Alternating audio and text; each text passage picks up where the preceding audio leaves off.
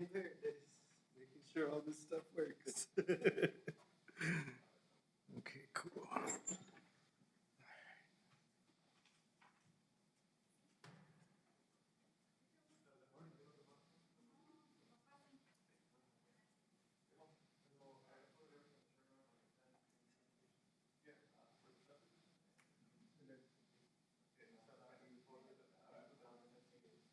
Okay, cool. No, I got everything there. You got them loaded up.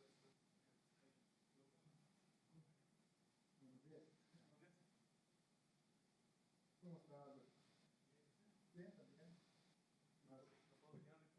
Tuvo una salida hoy a Los Ángeles.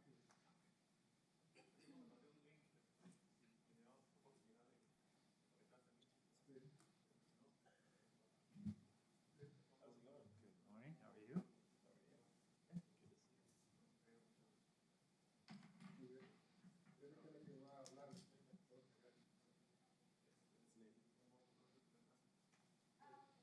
Gracias, gracias. It's been a few months. Was that worse than a week? Because I know you guys rotate. Yeah, well, so they contacted us and said, the city owners could run a deal. And they said, we'll let you know. Your party? Yeah, we'll let you know. We're ready to put another piece.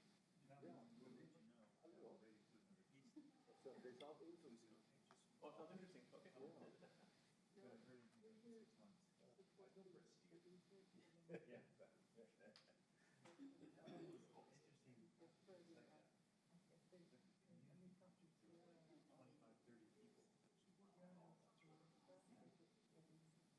Oh, it sounds interesting. Okay. Yeah. But I've heard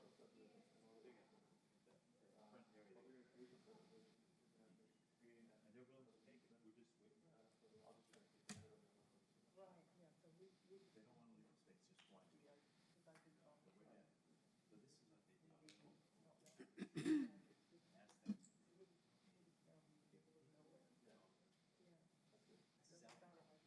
So this is what they do. Ask them. Well, maybe just leave it there. I guess maybe it's like itself. Yeah, you know, that's what we did at the office. We had 2 metal sculptures, and we put them out there with the idea that it was just going to sort of like decorate the front of the building. Yeah. Is that for sale? Oh, wow. I guess so. So we contacted. Second page. Second page. No, we leave. If you're like an amateur,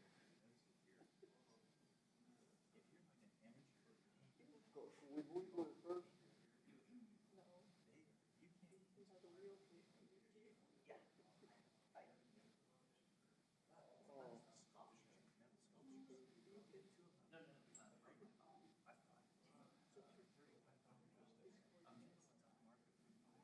stock market. But they say, So, I feel like your artist can do metal work. Yeah. Okay. No money in that.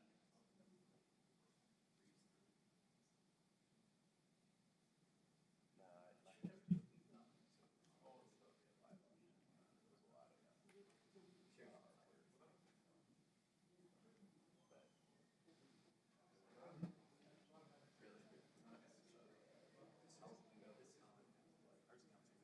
did.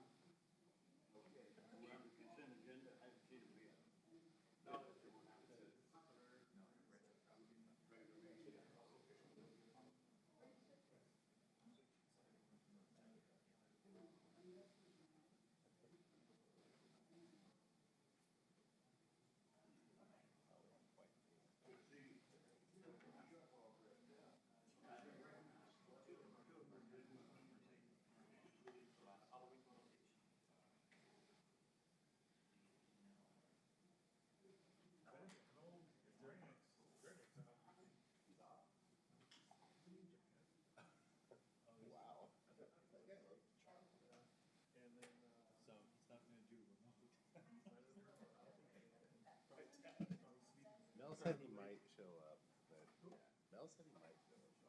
Oh, it's still a different bonus. Oh, yeah, well, I don't know, we'll find out. I know, so I'm just like, I was gonna have a procedure yesterday. Oh, really? Okay. So he's gonna try and push if I get more. And I didn't hear anything else from, Castañeda.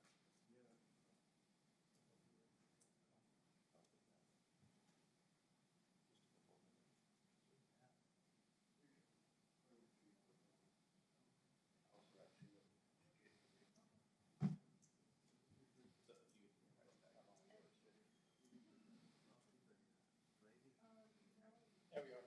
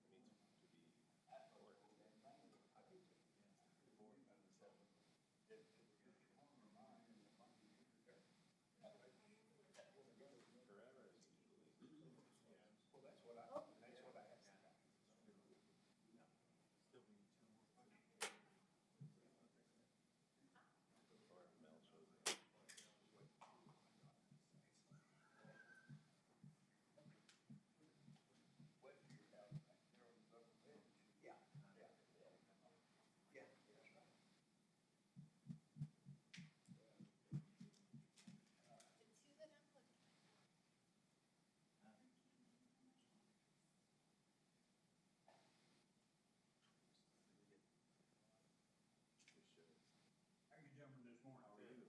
Good. Good to see you again. I know, good to see you both. You think you're gonna have some help this morning?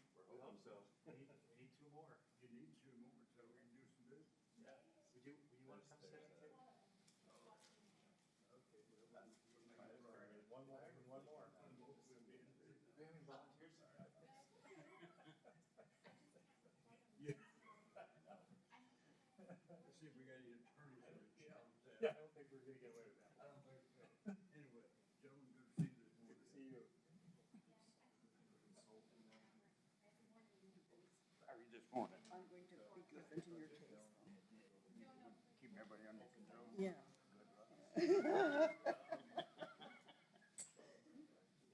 distracted by the great harvest this year. I don't even remember, I do remember now seeing it.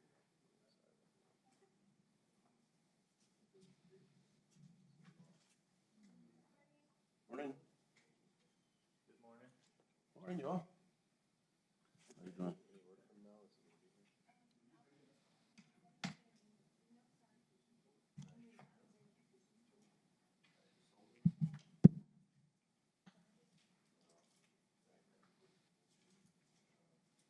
here? Is Mel gonna be online?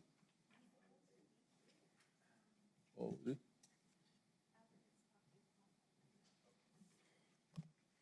¿Y el, Arnie? We need one more. Yeah, Arnie hasn't showed up for the last 2 or 3 meetings. Castañeda, That's true. I think you missed the last two. last 2 meetings.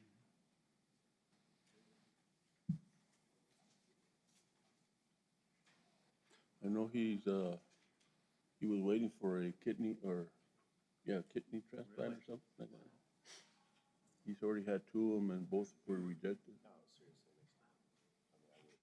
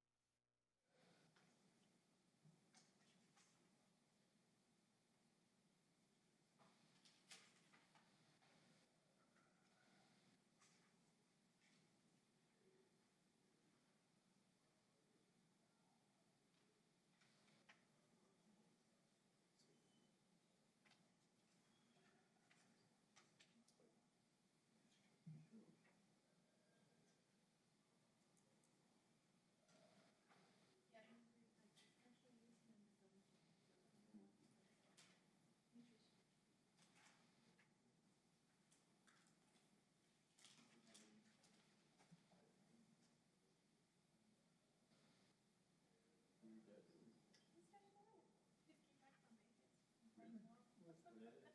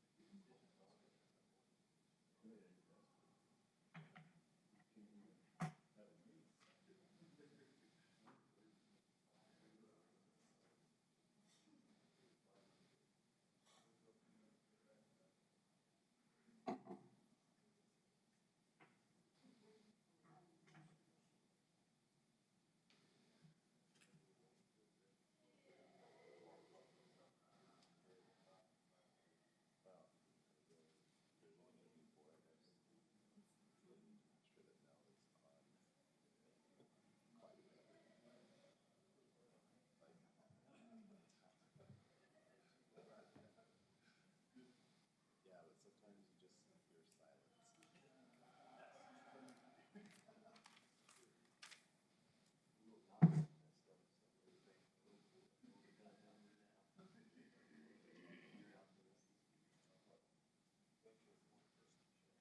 silence.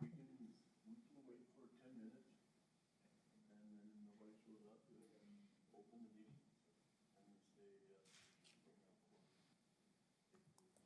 We get them on? Albert's trying to do that right now, but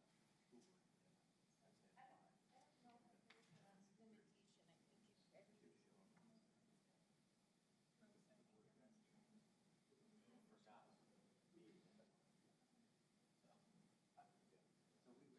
So we gotta get,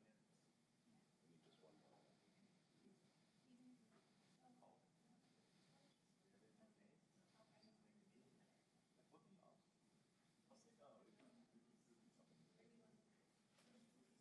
We're just waiting a few minutes for an additional commissioner. Did he go to the hall meeting? Yes, sir, did you? He knew that he had the meeting, 9 o'clock. Commissioners? Yeah. Yes, sir.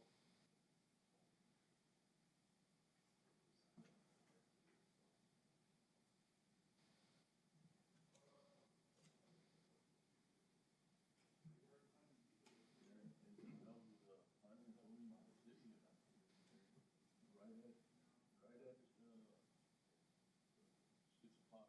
at 6 o'clock. We didn't have a quorum. We were just,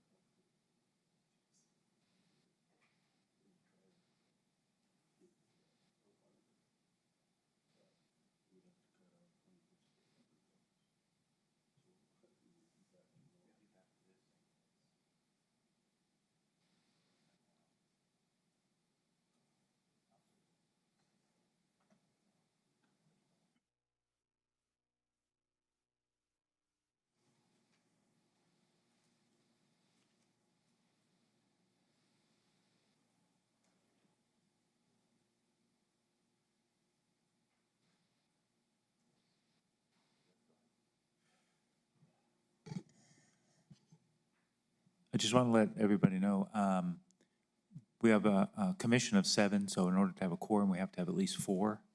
So we're trying to contact a couple of other commissioners to see if they can either make it here in person or call in. So if you'll be patient for a little bit longer, we'll see if we can get this meeting going.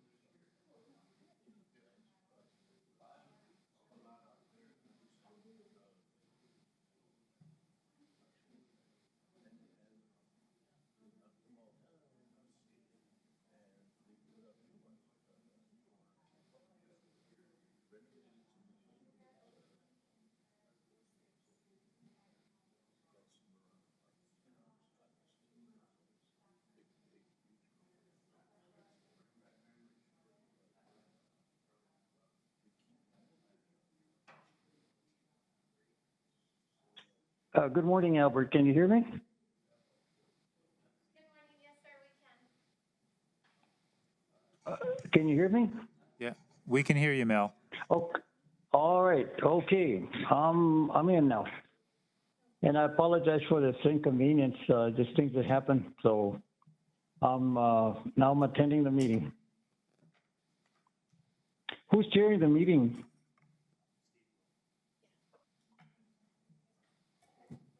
Steve's gonna share the meeting. All right. Okay. Thank you.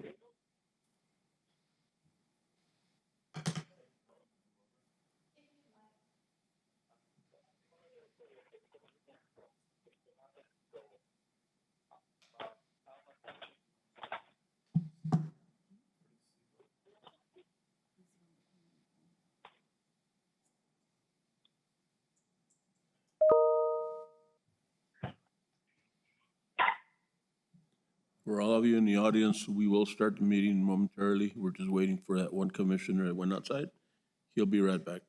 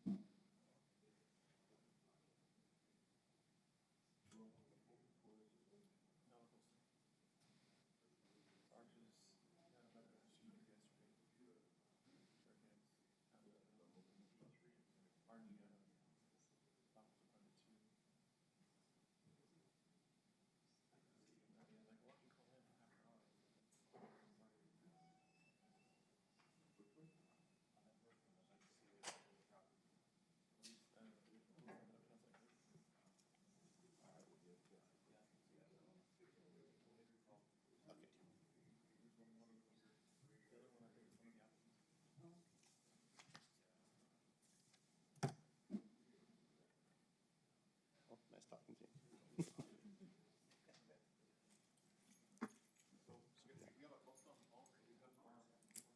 Okay, and No.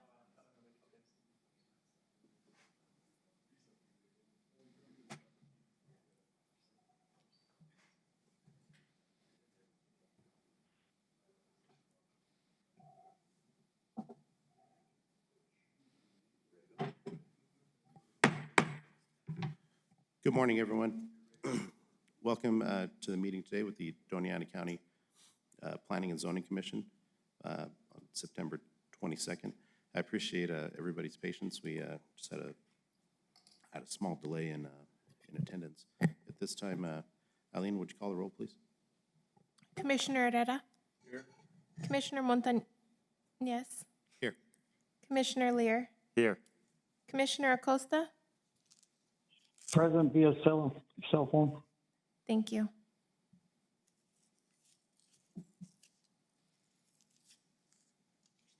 Okay. This time we'll move on to any approval or changes to the agenda. I'll move that we approve the agenda as presented. Second? All right, all in favor of approving the agenda signify by saying aye, please. Aye. Aye. Aye. Okay. Thank you. Agenda's passed. Now we need, this time, a call for an approval of the minutes for the regular meeting of August 25th, 2022. I'll move that we approve the minutes from the August 25th Planning and Zoning Commission meeting. Second? All right, we got a motion and a second. All in favor, please signify by saying aye. Aye. Aye. Okay, minutes are approved. We have no old business. We can move on to new business, please. Case number Z22-009. Mr. Casillas, the floor is yours, sir. Good morning. Please state your name and address for the record. Albert Casillas, 845 North Motel Boulevard. Do you affirm the testimony you're about to give is the truth under penalty of law? I do. Thank you. Good morning, Commissioners and members of the public. Our first case today is going to be a zone change request by Mr. Pinedo. This property is located on O'Hara Road, Anthony, New Mexico. So basically, it's right east of the branch that's there at that intersection of I-10 and O'Hara or Anthony Drive. The current zoning for that property is C3. So it is a 10.86 acre parcel, and it's currently all zoned C3 right now. So they basically want to rezone the rear portion of that property, which is about 9.13 acres, into a DM zone, which is the mobile home park designation. They're wanting to create a mobile home park of 30 spaces in that area, and then the remaining 1.73 acres in the front are still going to remain the commercial C3 for uses such as retail, convenience store, and restaurants. Here is a location map of that property. So we basically have the intersection here of O'Hara. This is I-10, 404. That's the one that goes to Chaparral, and this is the 10 acres right here. And of course, you have the community of Anthony on the west side of I-10. This is just an aerial photo of the area.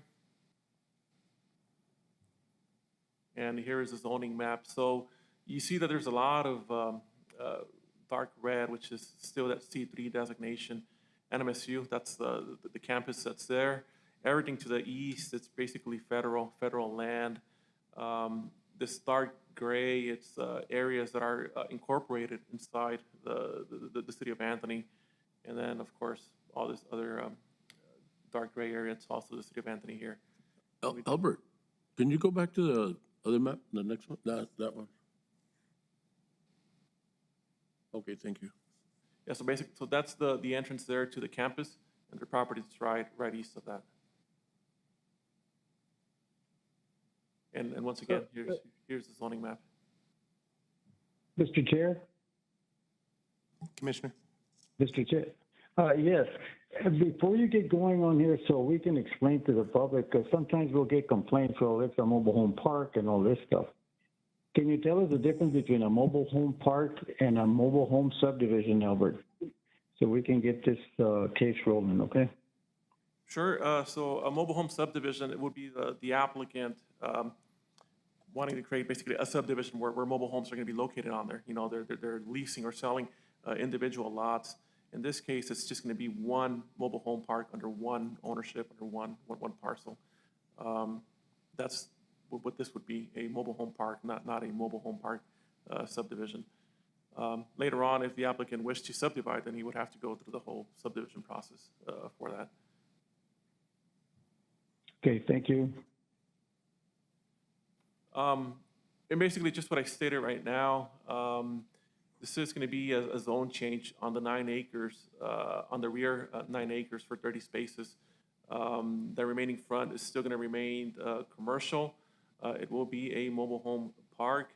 The mobile home park itself is going to have paved roads, landscaping. There's going to be green areas such as parks and more landscaping on there to reduce water usage. The lot sizes themselves are going to be 50 by 96 up to a little bit more than 100 feet. In the commercial side of the property, they are proposing one commercial building of 16,500 square feet. That's what's being proposed. According to the applicant, this is going to serve approximately 120 people. Anthony Water will be providing water and sewer services out there. O'Hara Road is a state maintained road. And that's pretty much basically what I said. It's just a summary of what I stated right now. You do have the NMSU campus immediately to the west of this property, and everything to the east is pretty much federally owned land. Before the UDC got adopted, this property had a CC3 designation, which is still pretty much regional commercial district. Once the UDC got adopted, it still ended up with the regional commercial designation, but now just being described as a C3. With the CC3 designation, you have allowed for a mobile home park? No, Okay. no, yeah, back then, and still today, it wouldn't allow for a mobile home park. Here, it's basically what's being proposed. This is the site plan. So you basically have O'Hara Road right here. this is the area that's still gonna remain, commercial, and then you have a conceptual layout of what the mobile home park is gonna look like on the rear. Out here, this is a 100-foot right-of-way, that's in, that's part of the property, and then right, west of that, would be the campus. But this is what they're proposing. Here's just a survey of the property, and we also have a survey of the breakdown of those zoning designations, the C3 in the front, and then the DM on the rear. Here's a couple more photos. And then currently the property is just sits vacant right now. Back here you can see the transfer station that's out there off of 404. Here's another picture. Albert, where you had the arrow, that's the highway. The transfer station is back where. Is that what it was? Oh, sorry. Sorry? Yeah, so that's the transfer station back here. Yes. Yeah. Here's another picture. And right now, they're currently undergoing construction of that interchange. So this was about 5 o'clock yesterday. So of course, there's going to be a lot of traffic out there. But this is the front of the property right here. That's the entrance to the NMSU campus. So when we look at zone changes, these are the applicable sections of the code. We met all of the notification requirements. Here's the sign of the notice for this meeting, and those were the properties that were notified for today's meeting. When it comes to the decisional criteria of 203D1, 30 mobile home lots are being proposed. The applicant stating that it's going to serve about 120 residents out there. Demographics, they're stating that since 2020, there has been population increase out there. Potential traffic flows and impacts, they're stating that about 34 total vehicles will be entering and exiting per day. For the commercial side of it, they're estimating 31 total vehicles entering and exiting at the AM, PM peak hours. But they still need to apply for a driveway permit with New Mexico DOT. And if you look at the agency comments, that's pretty much what DOT stated, that they're going to have to get their approval for that. Albert, excuse me. The 404 highway is scheduled to become a 4-lane highway. Just for everybody to know that it is going to be a 4-lane all the way from Anthony to Chaparral, right? I believe so. I mean, Yeah. that's what they have on their plans. And like I said, I mean, that's why DOT wants to work with the applicant. If the zone change gets approved, they're willing to work with them to come up with a design. If you look back at the site plan, kind of like what the applicant was proposing was to have like a shared access coming in through here. They're not really showing a direct entrance onto O'Hara Road, but of course, this proposal will have to be vetted and approved by New Mexico DOT. Right, and the reason I mentioned that was because of the picture showing that traffic jam, which is true right now. Yeah. But with all once the that gets construction. done, it'll be flowing a lot easier. Albert? Mel? You got 4 lanes, but they're gonna be, people are gonna be turning into there. You're gonna have to have a turning lane. We plan to put a little lane. That would be up to New Mexico DOT. Yeah, excuse me, I'm sorry, Mr. Chair. We will have the meeting directed by the chair of the commission, and there will be an opportunity for public input. At that point, you will be able to come up to the podium and make your comments. Thank you. Thank you. Mr. Chair, I have a question. Albert, you mentioned the number of letters that have been sent out. Did you get any feedback from NMSU? No, they were contacted, but there was no feedback. Okay.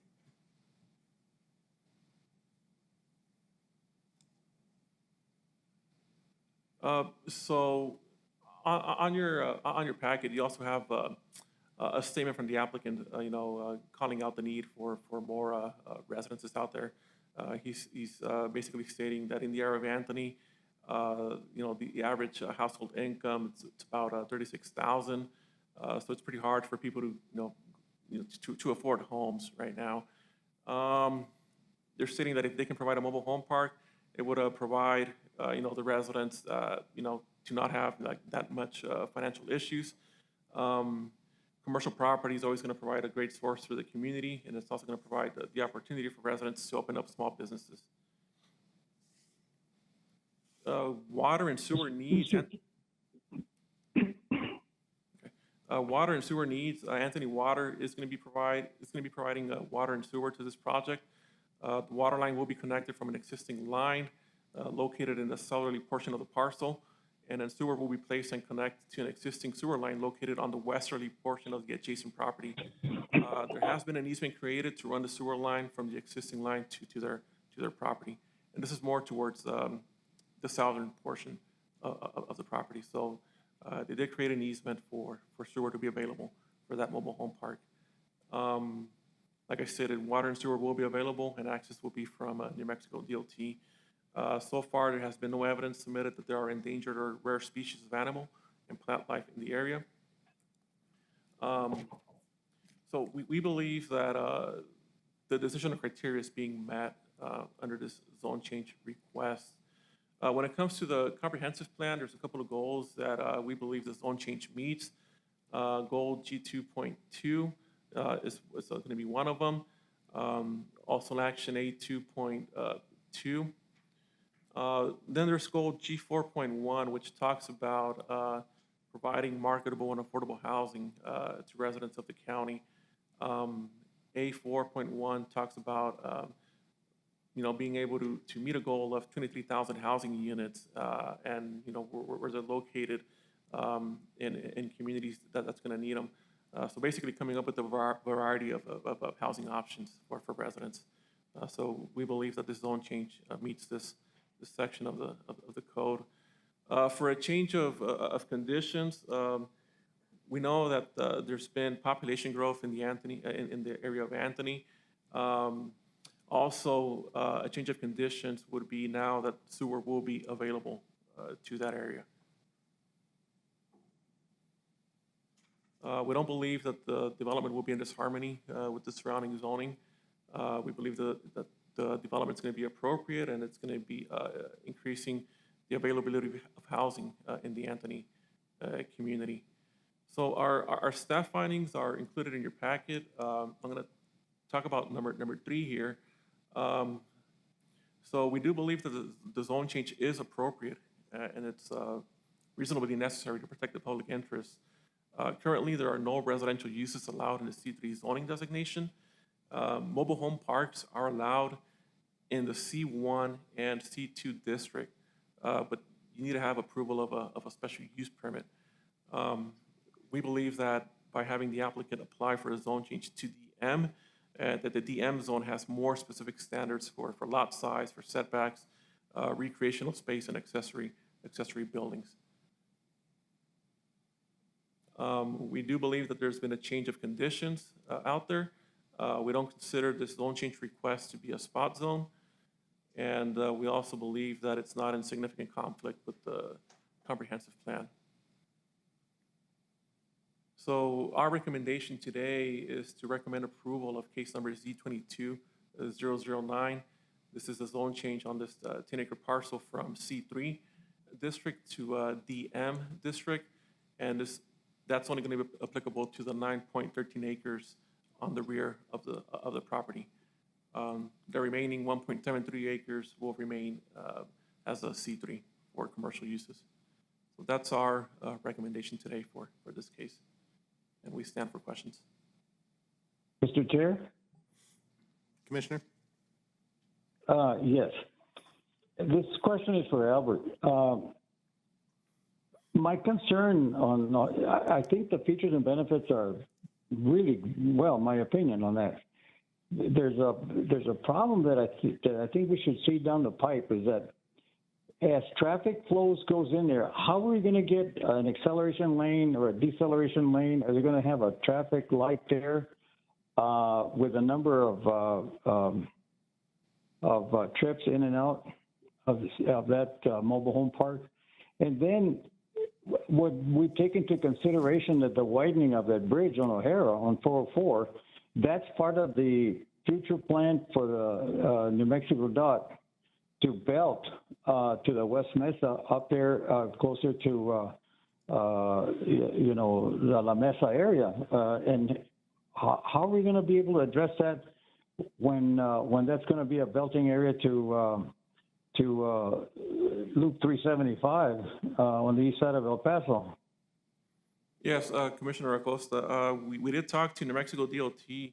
So basically, they're going to want a traffic impact study or analysis to be done in order for them to issue out a driveway permit.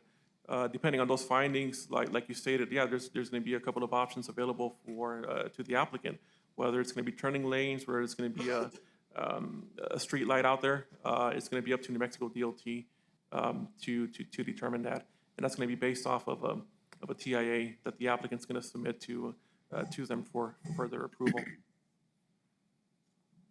Because, I mean, we certainly don't want to put anybody in jeopardy going, say, for instance, somebody wants to go westbound on 404, right, to access I-10 eastbound or I-10 westbound, okay? How are they going to make, I don't know exactly how the Doña Ana Community College has access to that narrow road that's there. But with that much traffic, how are we going to be able to accommodate that kind of traffic flow east and west and then north and south? I mean, that to me is, it appears to be, because we're so close to that bridge, I don't want to have any problems with that down the line, you know? So, yes, you are correct, Commissioner Acosta. About, like I stated, it's going to be up to New Mexico DOT to determine what kind of improvements they're going to require for that. They already have a conceptual drawing. They already know how many lots are going to go in there. So they should be able to determine whether if it's just going to be turning lanes or a street light out there in that area. But the additional land that's available there is industrial. What is that zoned at? Is it light industrial or it's commercial, isn't it? The surrounding uses, in the front, you have a little bit more commercial, but towards the east, it's just federal land. So the only existing use out there, it's just the NMSU campus. Everything's pretty much vacant on this side of O'Hara. And there's no way to enter that parcel in another way, is there, or is there? Well, currently they're showing a shared driveway access point with the NMSU campus. But I mean, if it comes back after the TIA that New Mexico DOT recommends something else, and they're going to have to make those improvements. Okay, thank you, Albert. Mr. Chair. I have a question for Albert. Albert, did you guys take into consideration the transfer station there and all the pollution that whenever the wind is just right, the wind just blows all the trash and paper and all that? I know it's just a zoning change that we're voting on right now, but my concern is whether, did you guys talk to the owners to see if they're gonna put some kind of a barrier to hold back all that trash and stuff like that? There's going to be, well, if the zone change passes and we get to that point, there's going to be some landscaping requirements and some fencing requirements as well around the mobile home park. Thank you. And Albert, and I know this is just involves a zone change, okay? But the thing is that we have to look a little bit down the line because we need to plug up those holes before we totally agree on a yes or a no vote. And I know it's a zone change, so considering that, I guess everything relies on New Mexico DOT, see what they're going to do, right? That's correct, yes, sir. Okay, thank you, Albert. Thank you. Any further questions for Mr. Casillas, Mr. Albert?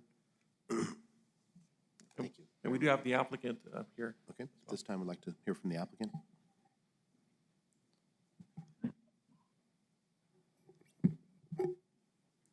Thank you. Eileen's going to go ahead and swear you in. Good morning. Please state your Good name and address and raise your right hand. My name is Erica Pinedo, and you mentioned my address too? Yes, please. 6437 Upper Valley Road, El Paso, Texas. Do you affirm the testimony you're about to give is the truth under penalty of law? Yes. Thank you. Good morning.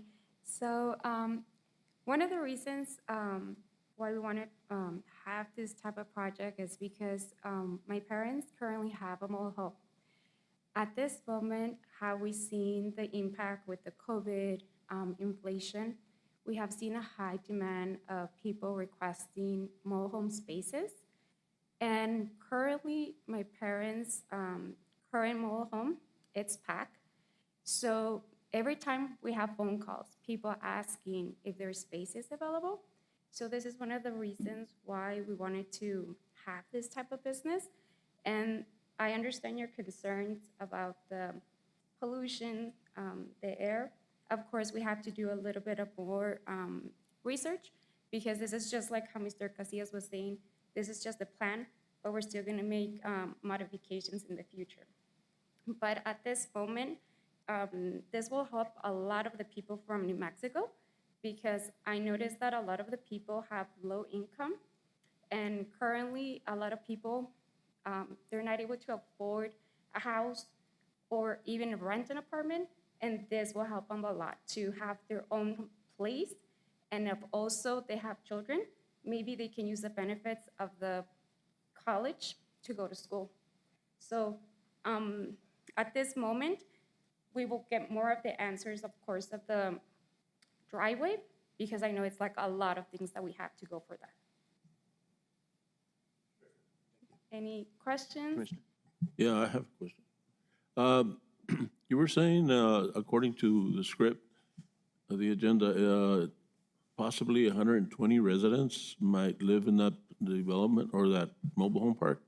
Possibly. Yeah. It just depends because how they were saying about the streets, if we have to manage removing certain areas for the mobile home spaces, we're gonna management so that way the driveways is not like the traffic jam.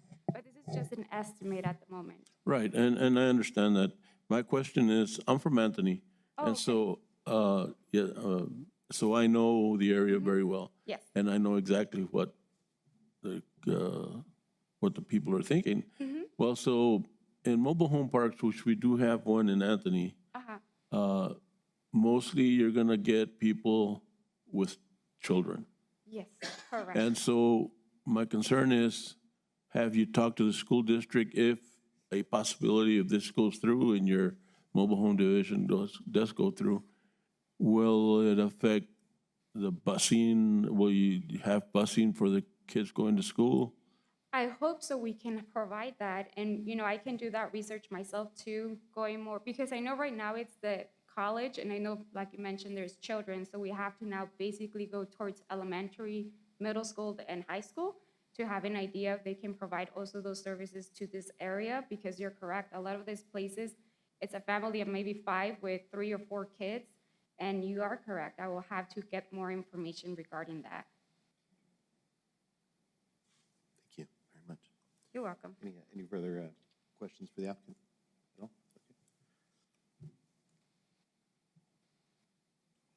Okay.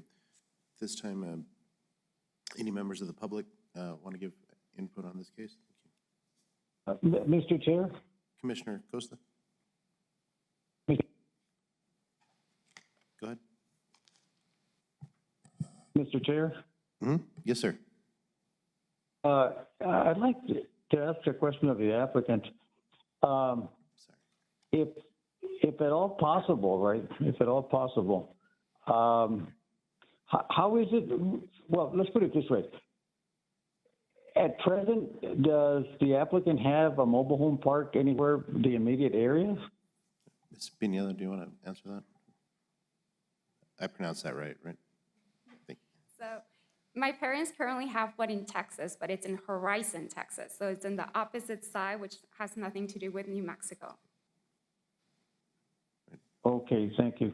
You're The other one also is this, have you looked at an alternative to get into your proposed mobile home park? I'm sorry, I did not comprehend the question. He's The asking about, question is, have you looked into, looking for another alternative to, access your mobile home park other than what you're, asking, New Mexico DOT? Yes, my brother, actually, he's the other current owner. He's not here with me, but he was actually looking to other options because remember, this is just a conceptual. The main reason I don't have like another one is because I can't just spend money on a plan and then if it gets denied, I just wasted my money for nothing. But yes, we are actually trying to see other options of another entrance too. And what would, those options be by chance? I would not be able to answer this question since he's the current engineer who will have to do the measurements of this site plan. I will have to have him in the next meeting with me. Hello? Okay. Can you hear me? Oh, he's actually, This is the brother, Alejandro Pineda, the other applicant.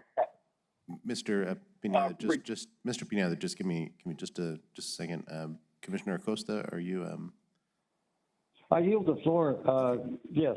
Thank I you. yield the floor. we need to swear Good. him I need to swear him in, please. in? Okay. Mr. Pineda, Eileen is going to swear you in. Can Yeah, you please that's state your fine. name and address for the record?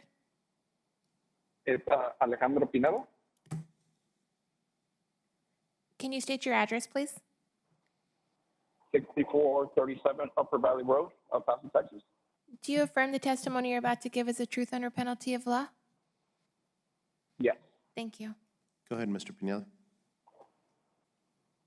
Regarding the other entry, we tried to have another entry on the adjacent property, but the owner of that property wasn't willing to sell the property, and that's why at the end we decided just to use the Hara road for the access.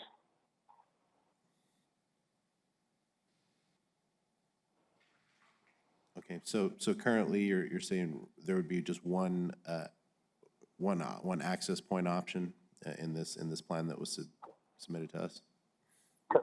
Correct. Depending on the, sorry for interrupting, depending on the New Mexico DOT, if we need two entries or one, it would all depend on the design. So if they required two or one, it would be on the study or the design, I would say. Thank you. But we did try to acquire the other property, the adjacent property, to make another entryway or make the main entrance through that area. But the owner didn't want to sell us, so we ended up just using O'Hara as the main entrance. Okay. Without the adjacent property giving you access, you still, can you confirm that you still would have the opportunity to create a second access point if necessary? Yes, because I believe there's an easement on the easterly side of the property, which is the one in with Doña Ana, and there's a deed that as well allows us to access and use that easement. And then if it is required for another entrance, entryway for the property, we would have to make another entryway, another access point, sorry. Okay. Thank you, Mr. Pineda. You're welcome. Any further questions for Mr. Pineda from the commission? Okay. All right. Thank you very much.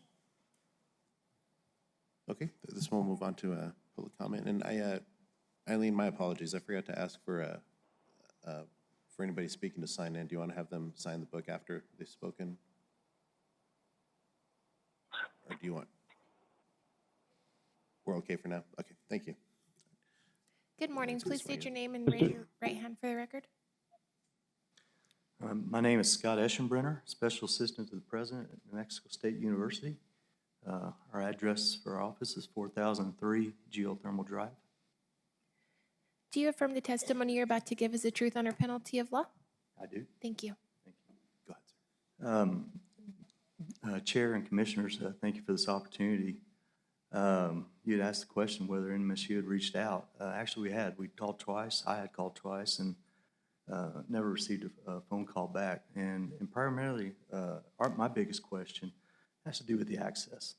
And to my recollection, I believe this is all NMSU land where they're showing a right-of-way.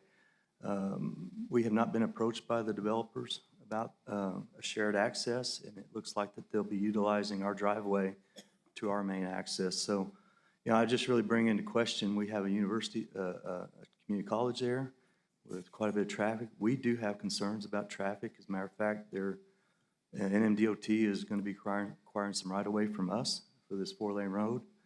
And I just can't emphasize enough how this road is really going to change in the future. This road is going to be a major arterial for truck traffic.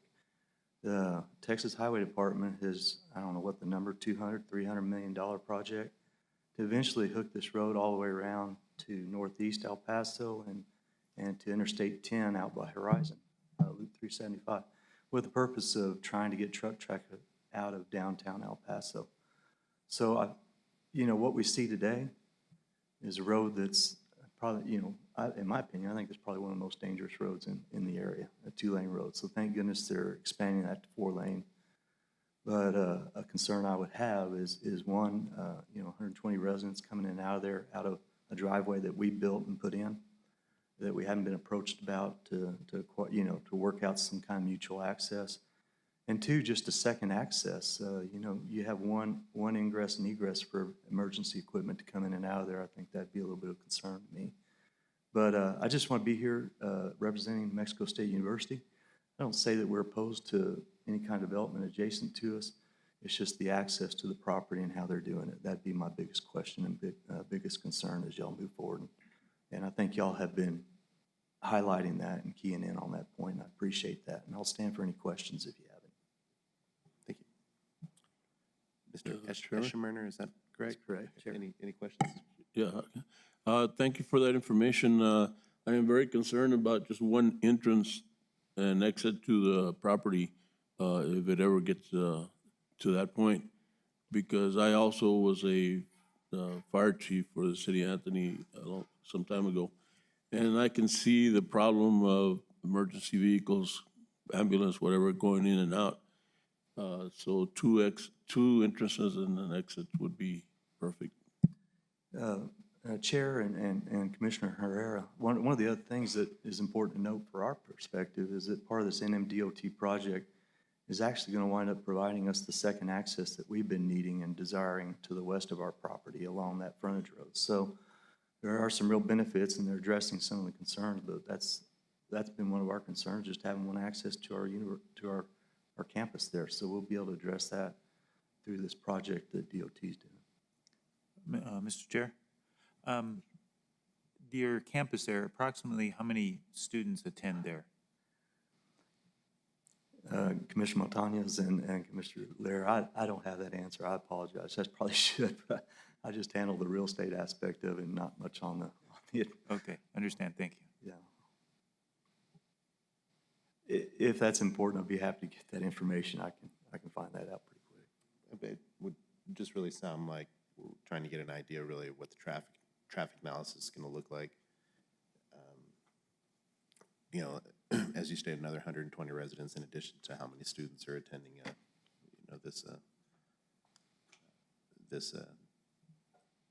this branch here at Doñana Community College. Which I just want to add that I attended that very, very many years ago. Great facility. Thank you. Great, thank you. Any other questions? Okay, thank you. Thank you, very Chair. much. Appreciate Thank you, Commissioners. Any other public input?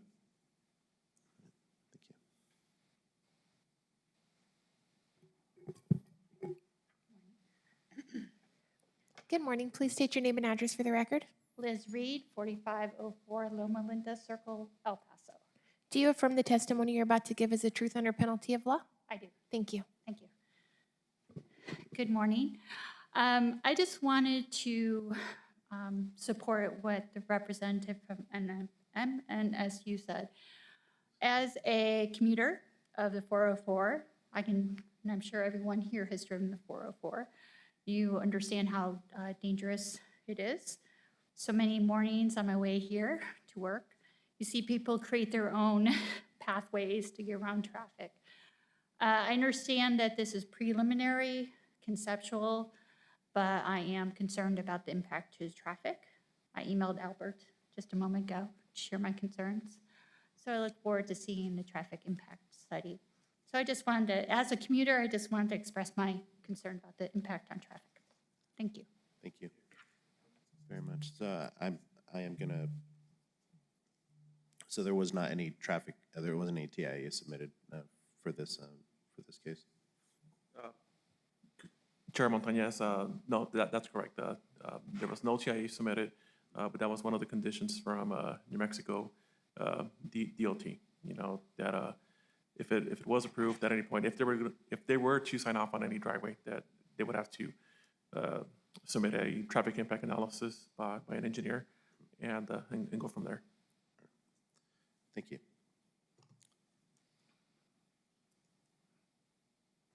Commissioner Herrera, actually a question for you. Do you know of a timeline for the construction of the 4-lane highway? The 4-lane. DOT has been having meetings with the residents of Chaparral, and they had one or two meetings with the residents of Anthony. But as soon as they finish the bridge construction there, it'll be a real nice, state-of-the-art bridge with plenty of traffic flow and control for 18-wheelers and stuff. And so I'm thinking, according to what they said, maybe by next year, they'll start on the 404 all the way to Chaparral with 4-lane road. Any further comment from the public?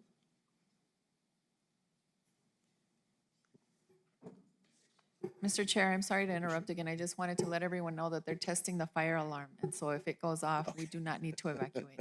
Thank you. Thank you very much.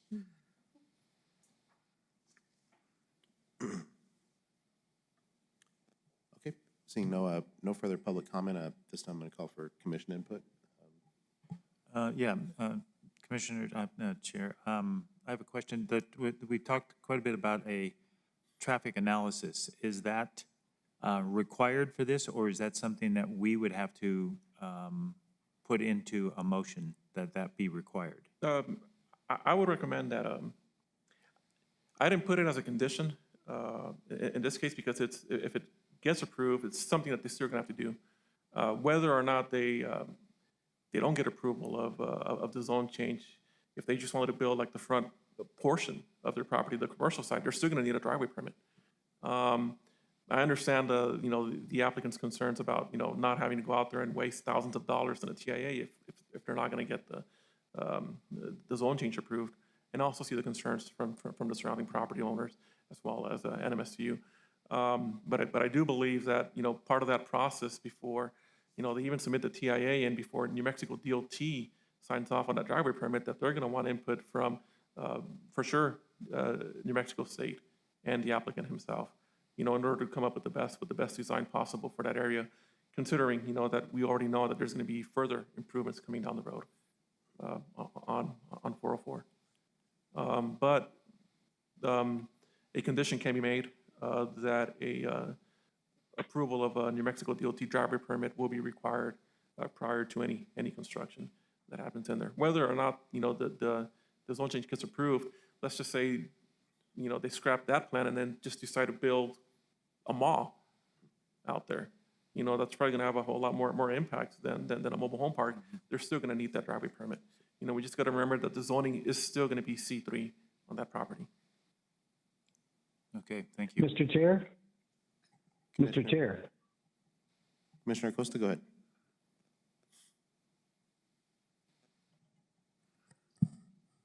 Go ahead, Mel. Mr. Chair? Commissioner, go ahead. Can you hear me? We hear you, sir. Okay. Just a point of reference, okay? We're in charge of the safety and general welfare of the public. just because it meets most of the criteria for a zone change doesn't mean that we have to go along with that, number one. And we also have to base it on land use in the event that this is going to be challenged down the line, okay? And basic concept on this is we're in charge of how permits and things of these matters are issued. And for me, and it's only my opinion, I think that maybe the safety and general welfare of the public based on land use is should be looked at very carefully. And as far as I'm concerned, in the event that we have to go to, it goes to an appeal, we have to make sure that the basis for that is a land use ordinance, okay?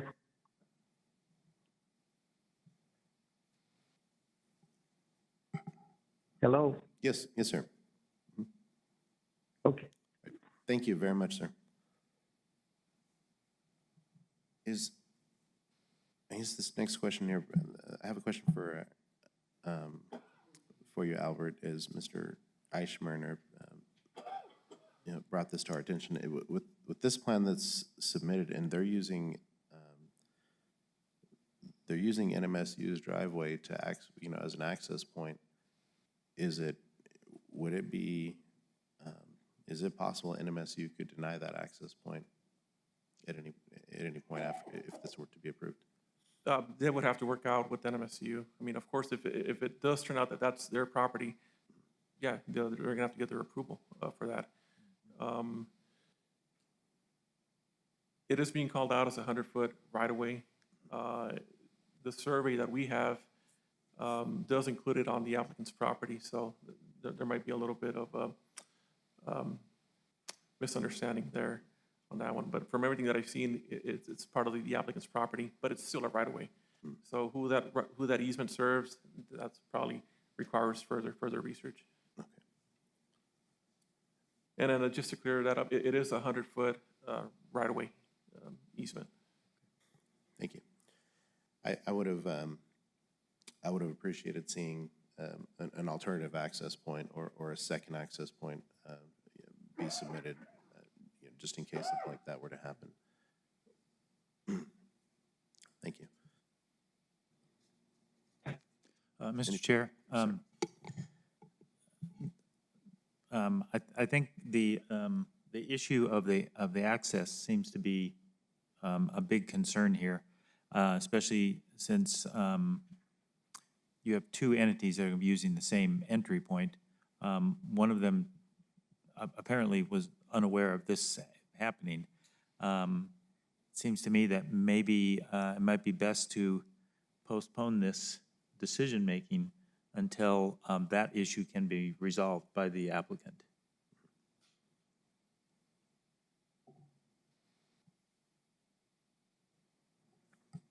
Okay, thank you. Any further commission input? Any questions for staff? Chair, if a postponement is being taken into consideration, I would probably suggest 30 days, at least till the second meeting of October.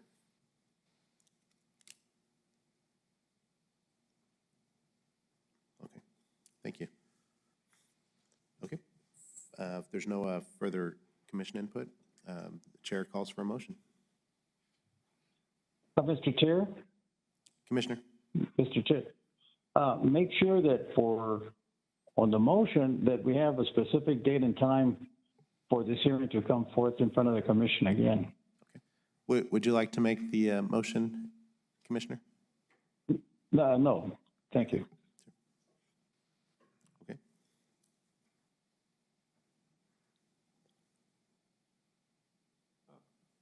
Chair, and the second meeting in October would be October 27th, 9 a.m. 27th? Yes. Okay. Okay, we still need a motion.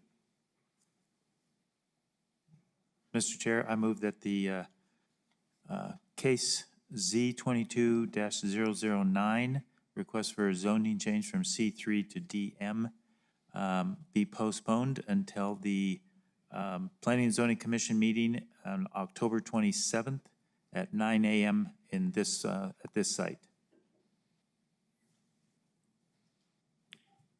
Okay, do I have a second? Mr. Chair? Commissioner? And this is, was it stated that it was specifically for a secondary ingress or egress to that parcel? That they would have to have something in play in writing that they have an additional point of entrance or exit?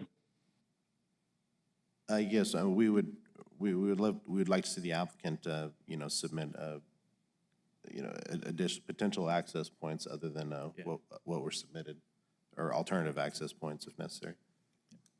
All right, thank you. I still need a second.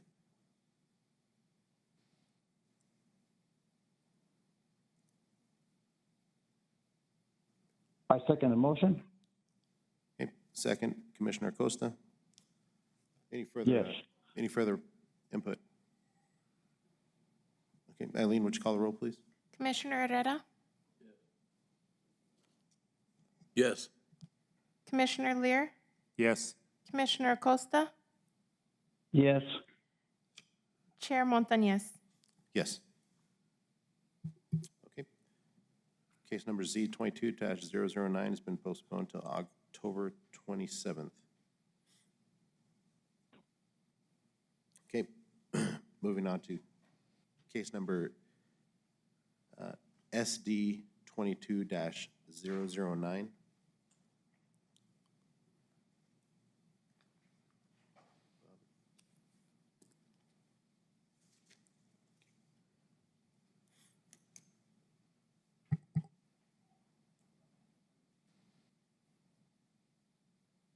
Okay, Commissioners, our second case today, we have a preliminary plat approval for Mesilla Vineyard Estates. The applicant is Lemon Consulting Engineering, LLC. They're the applicant for Las Cruces Equity Partners and also the Southwest Environmental Center. This property is located on La Mancha Estates subdivision. It's right off of Fair Acres here to the west of our building, or well, closer to Mesilla.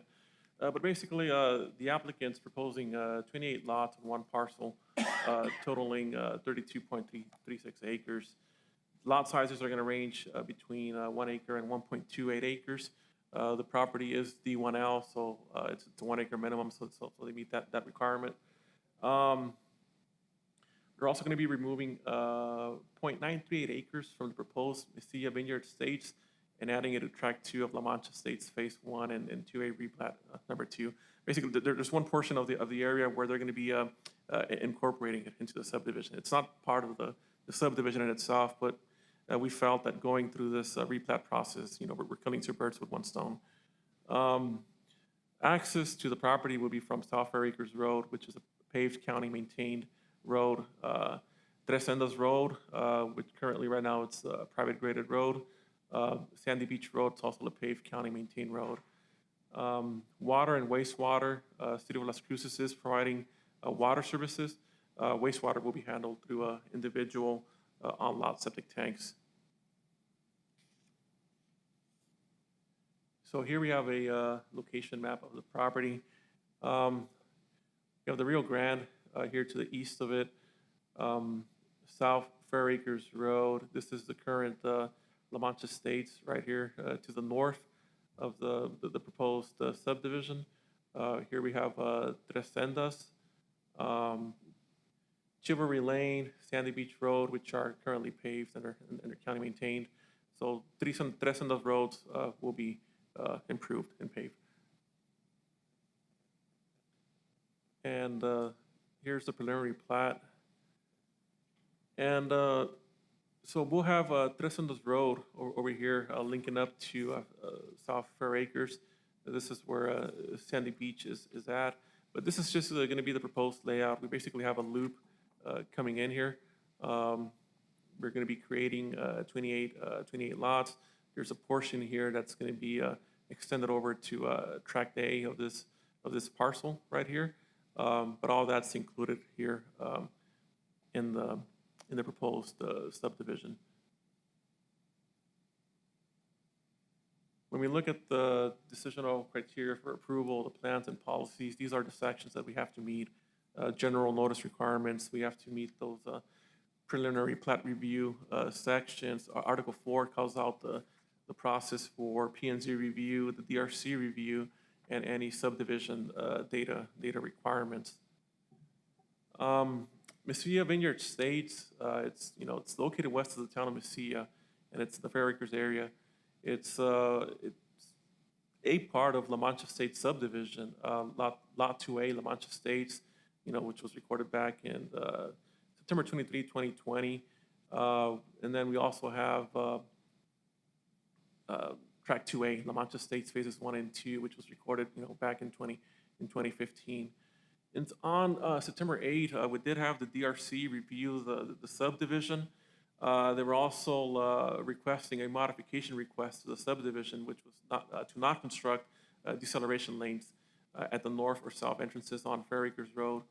So the applicant submitted an STA for their review, and basically they're stating that it was not feasible or possible at either intersection due to existing infrastructure. You have electric poles, you have EBID, underground laterals in the area, you have underground fiber optic lines, you have manholes. There was an issue with the clear zone. And so if the road was widened within those existing physical limitations, they weren't going to be able to do it. But I can have the applicant come up here later on and talk about that STA. But all that was taken into consideration by the Development Review Committee, and they did recommend approval of that modification, as well as the preliminary plat. So it is a type 2 subdivision of 28 lots. All utilities are going to be underground, including electricity. Water will be provided by the city of Las Cruces. Wastewater will be handled by individual septic tanks.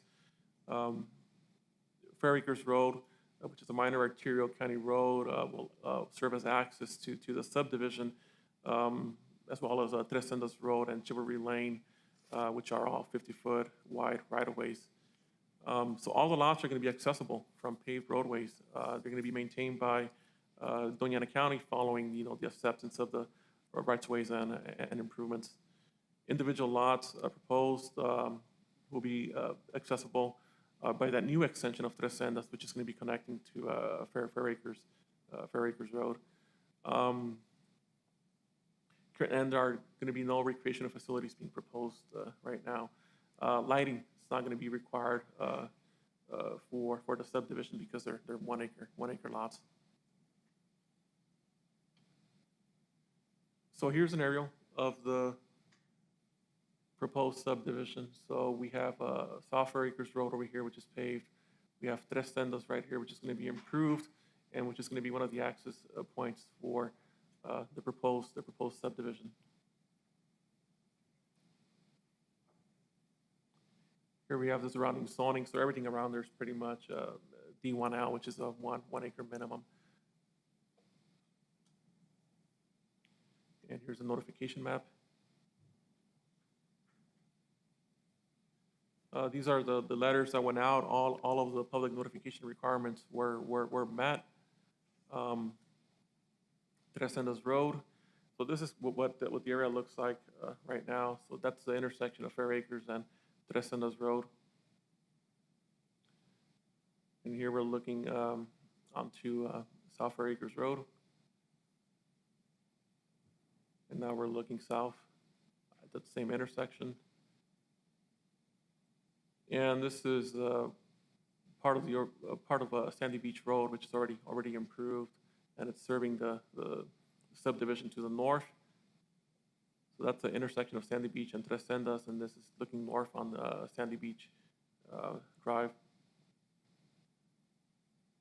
And the subject parcel currently just remains vacant.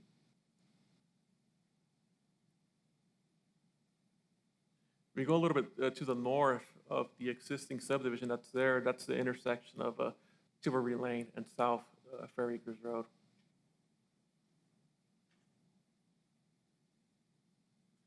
So for our analysis, this subdivision has gone through all the agency reviews.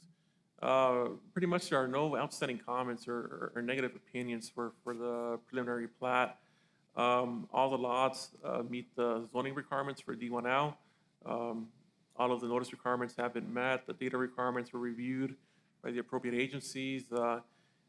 Any remaining, minor comments will be addressed prior to submittal of the final plat. We just got to remember that this still has to go in front of the Board of County Commissioners for preliminary plat approval and final plat approval as well. All infrastructure improvements, such as drainage, ponding, and roadways, will be inspected to ensure compliance of county standards. Water will be provided by the City of Las Cruces. There will be septic tanks on the property. So we do believe that that this application is consistent with the UDC standards of Chapter 350 of the UDC, as well as Article 4, subdivisions. We are recommending conditional approval for the Mesilla Vineyard Estates preliminary plat and modification requests, providing, we still have one pending comment from Las Cruces Public Schools. So we're still trying to get in contact with them to get their recommendation. But like I said before, we still have to go, if it gets approved, we still need to go before the Board of County Commissioners 2 additional times, one for preliminary plat and one for final plat.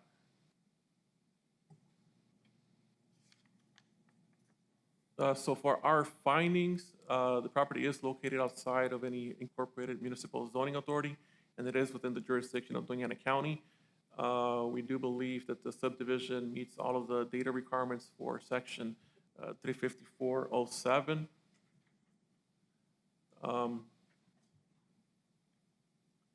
And as well as all the preliminary plat application sections that are required under Article 4.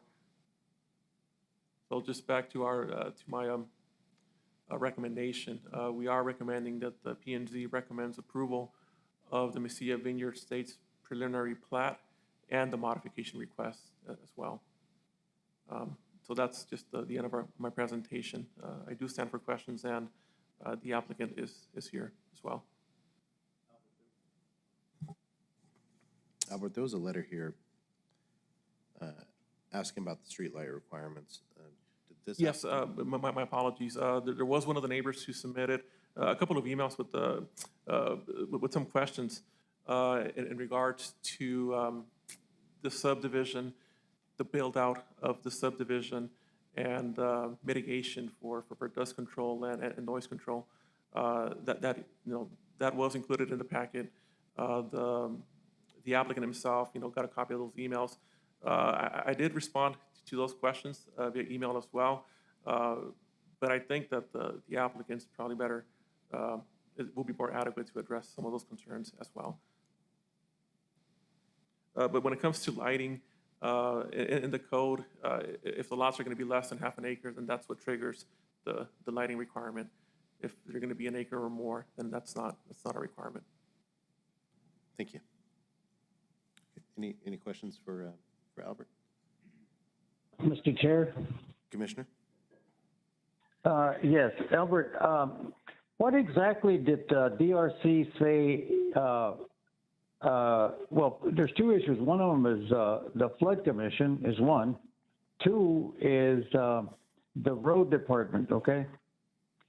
I don't know exactly how wide that road is to that property. And I remember back when it was part of the ETZ, and there was Mr. Philipou's original subdivision. It had a lot of glitches to begin with. But the question is they're going to be going over a buried lateral, right, from EBID, and do they have to have a permit to cross that? Number one. The Flood Commission is number two.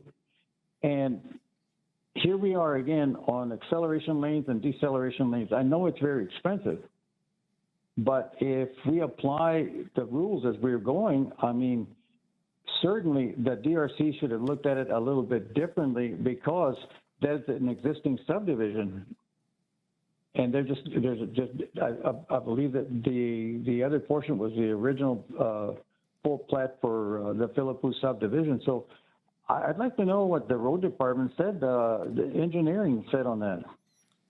Yes, Commissioner Acosta, Chair Montañez, we just got to remember the DRC is made up of all those directors from reviewing agencies.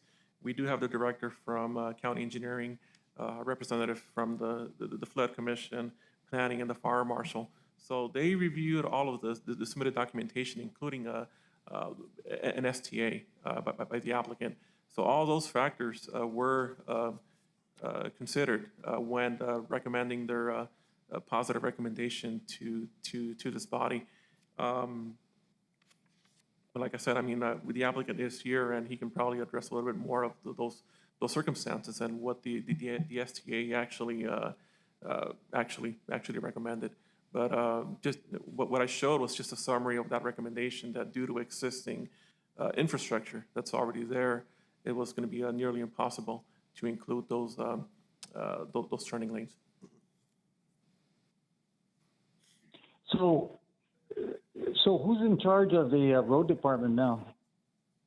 It's And engineering, engineering.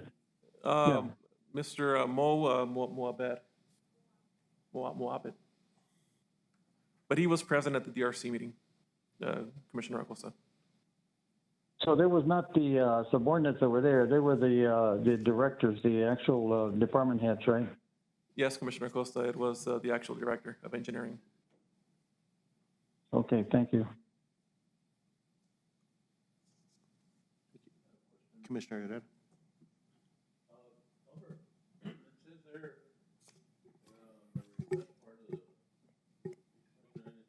Commissioner, may I ask you to turn your microphone on? I'm sorry. Thank you.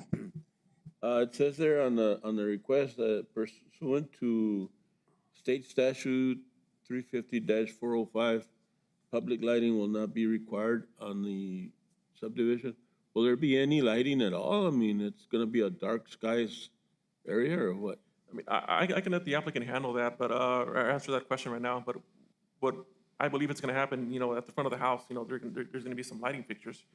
But what we mean by lighting is having, you know, light poles out on within the right of way. That's what's not required under the existing UDC because of the proposed lot sizes. But I can, you know, have the applicant answer that question. Thank you. I believe the reason this continues to come into question, Albert, is, I mean, you do recall we had an entire meeting amending the UDC's requirements for streetlights, and there was a lot of heated discussion regarding that.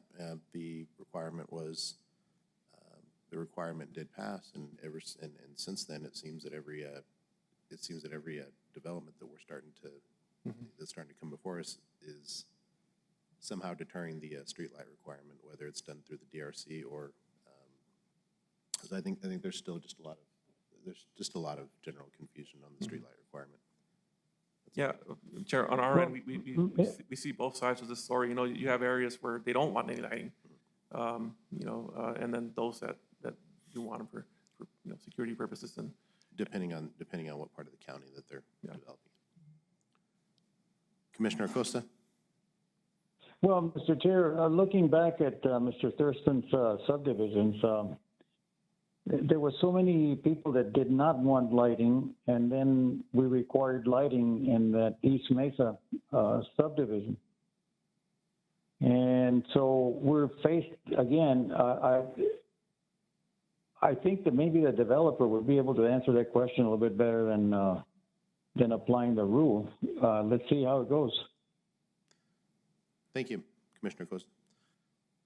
This time, any further questions for Albert? Okay, this time we'll go ahead and hear from the applicant.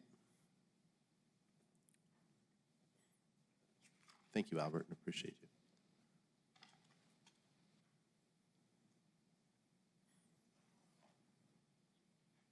Good morning. Good morning, Mr. Chair, Commissioners. Let's go ahead and get Eileen to swear you in. Good morning. Please raise your right hand and state your name and address for the record. Zachary Libin, 1121 Birch Drive, Las Cruces, New Mexico. Do you affirm the testimony you're about to give is the truth under penalty of law? Thank you. Go ahead, sir. Good morning again, Mr. Chair, Commissioners. As Albert presented very well, there's request for Mesilla Vineyard Estates, 28 lot subdivision here adjacent to the La Mancha phases of the subdivision, with many of the kinks worked out, as somebody noted, many of those kinks worked out. It is type 2 subdivision. All the lots are greater than 1 acre. One small clarification, point of clarification is that this land here adjacent to it is known as La Mancha Pond. So the co-applicant of this is Nuestra Tierra Conservation Project, is the new landowner of that property. Previously, the Southwest Environmental Center owned it. Now Nuestra Tierra, and they're here too, is if we have any questions for them. The part that down on the southern end of that 0.9 something acres is being donated to that pond. It's already a pond that's encroaching onto the Cruces Equity property, and that's being donated sort of to the preservation of that habitat there. Also including a small easement along the edge to make sure that some of that pond can exist and coexist with these new lots, and everybody can coexist happily without conflict over that preservation project there of that La Mancha Pond. So trying to work with the neighboring landowners to solve these problems. There are homes to the north, farmland to the south.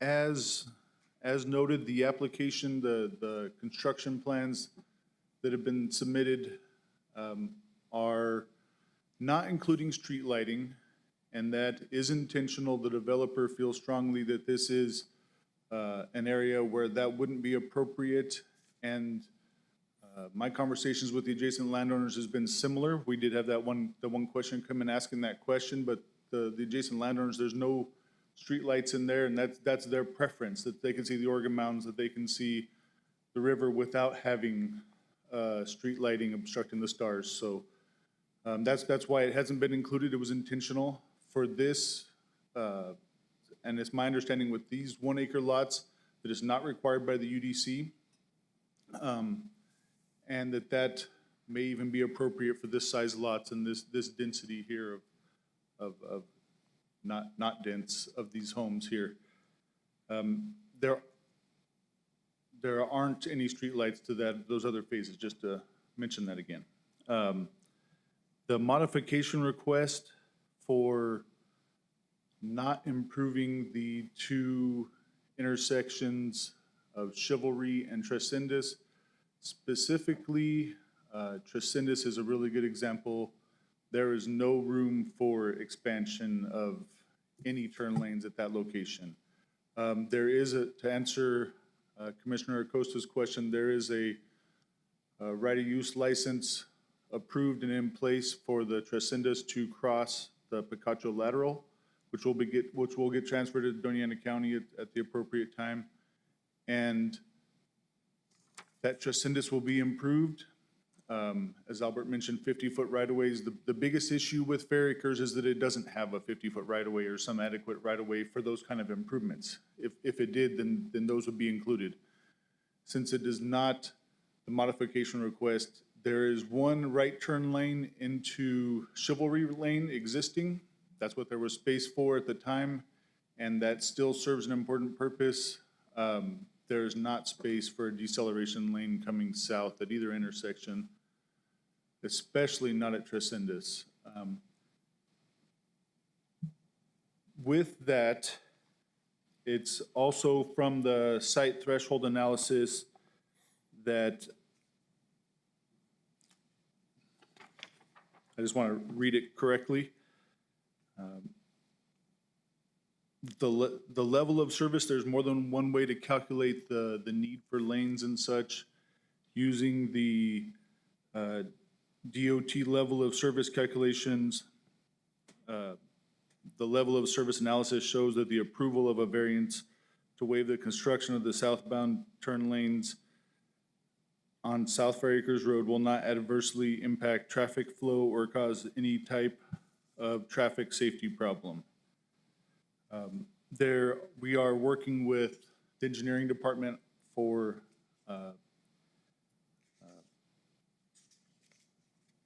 a couple smaller remedies like striping and improved turn radiuses at the intersections to try and smooth traffic so that to partially make up for the fact that the intersections can't be improved. There's not a deceleration option in the first phase of La Mancha, is there? There's not, no, sir. Just, It's been a while since I've been to that part of Fair Acres. yeah, there's a northbound right turn deceleration lane, which was easy because they own that property. There's no southbound deceleration lane. Thanks. Mr. Chair? Commissioner? Excuse me, is there gonna be a covenant saying that there's no street lighting allowed in the development? Or is it up to the individuals that buy the lots? There will be covenants. They will be very similar. They're in progress. They'll be very similar to the northern portion. It limits some of the lighting, but it does allow for some general lighting as well. So it mentions both ways that there's some, the general lighting of your home is acceptable. Okay.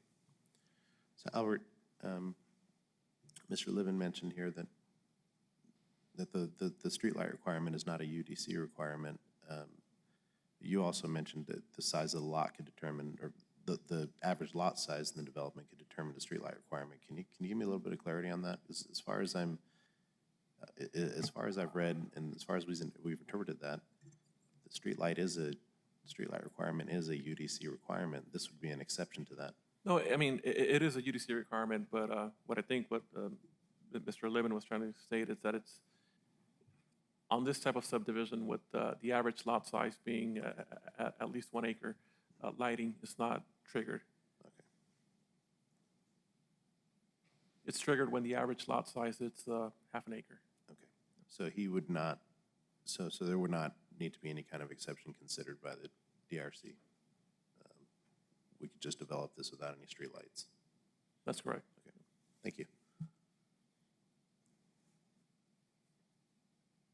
Any further questions for Mr. Livin? Okay. Yes, Mr. Chair? Commissioner Acosta? That is, how wide are those sidewalks going to be? That's considered basically a parkway, isn't it? Commissioner Acosta, Mr. Chair, Commissioner Acosta, there are 4-foot sidewalks included. There is also a drainage swale adjacent to that. So it's an 18-foot wide roadway, or 18-foot wide lanes and 4-foot wide sidewalks. Yeah, and there's no curb and gutter there for sure, right?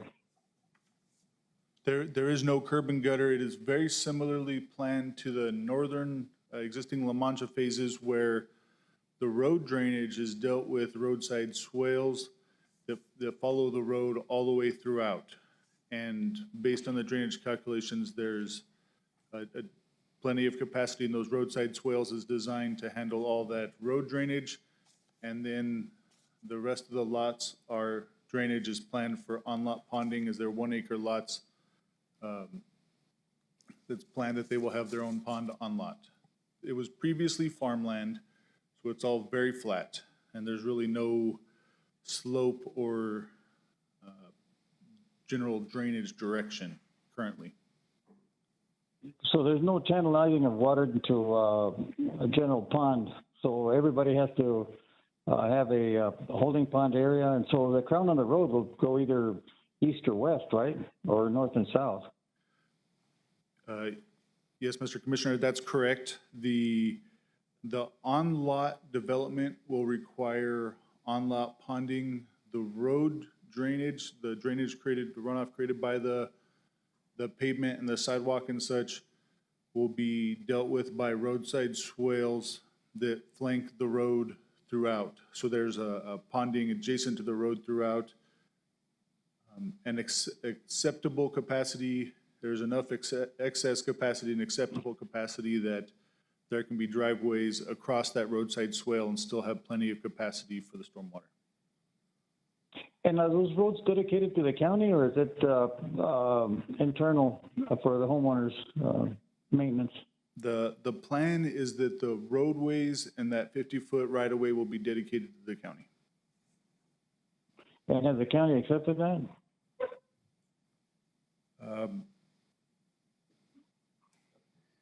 Commissioner Acosta, they won't be accepted until the roads are built out. They meet the period of warranty, you know, if the subdivision gets approved. And after that certain period, then the county will take them in. That's what I was trying to get at. So the developer is not going to put any money up front for a bond issued to repair those roads from point A to point B, right, until they transfer out? So the county, I'm sure, addressed that on the DRC side, right? I believe the subdivision will be built out prior to getting a final plat approval. I haven't heard plans of submitting for a letter of credit in order to record that plat. So the infrastructure will be in place before. But you know how, but Albert, you know how it is. You know, the developer will abscond if allowed, and the county's stuck with doing all the extra work that needs to be done, even after the dedication of the road. So there's going to be warranty on the road up to a specific point, right? Or a bond put in place, right? I'm not sure about the bond itself, but if the applicant moves forward with construction of the roads, if the infrastructure is built out, if we go to final plat approval, and if it gets approved at that point, then there's a 1-year warranty period where, you know, the road itself has to be, you know, has to hold up. There's going to be inspections on that road by county engineering before doing acceptance of those roads for county maintenance. Okay, thank you, Albert. Thank you. Any other questions for? Okay. Thank you very much. Thank you, Mr. Chair. Any public input at this time? Go ahead.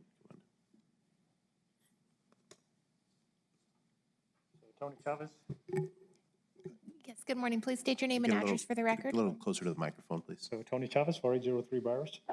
Do you affirm the testimony you're about to give is the truth under penalty of law? Yes. Thank you. Thank you, Commissioners. I appreciate the opportunity to talk to you guys. So some of the acronyms that you were stating out there, I have no idea what they are. For example, STP, what is that? I'm sorry. I'm gonna ask you to get a little closer to the mic. STA, I have no idea what those acronyms are. So if they can identify what the acronyms are, that would be great. Chair, Mr. Chavez, so an STA is a site threshold assessment.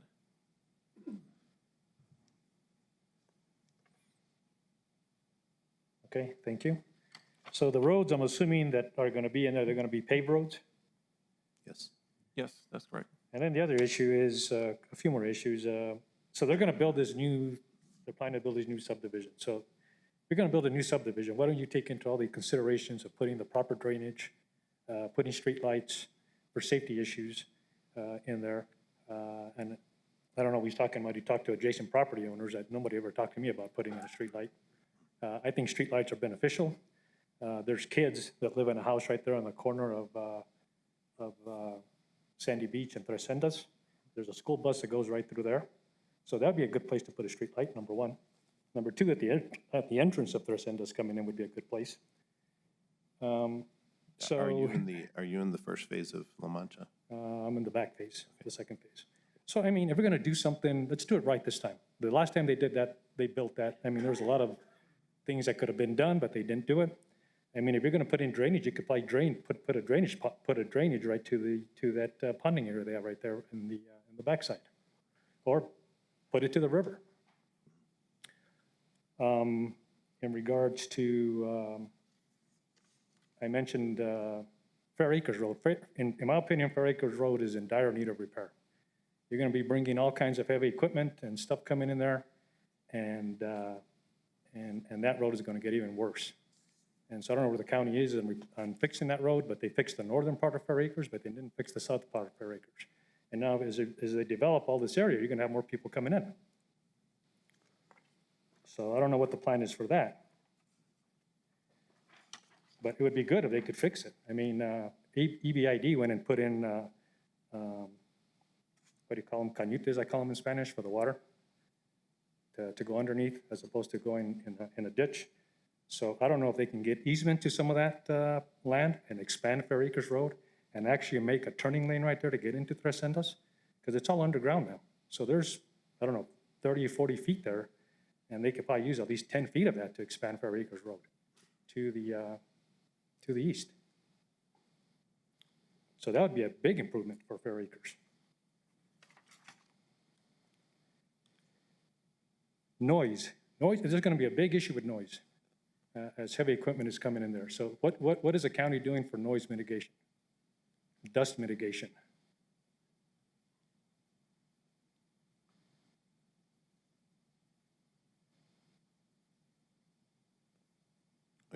You want me to answer that?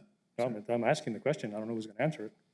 Okay, so generally, there are requirements in place for, for dust mitigation, and most construction, there are hours set for construction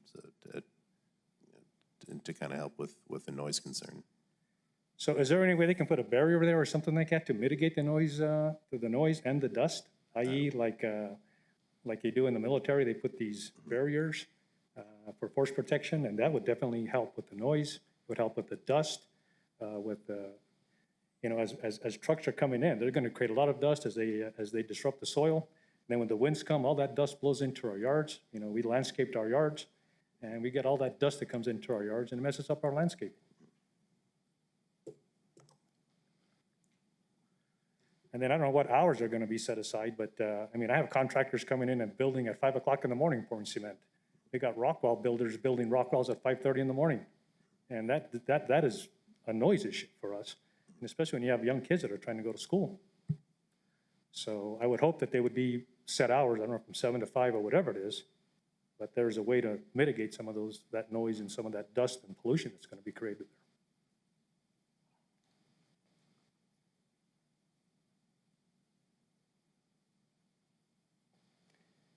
And then one of the things I brought up is transparency. There needs to be complete transparency and no hidden agendas there with what's going to be going on in that subdivision, because it impacts the people that currently live there.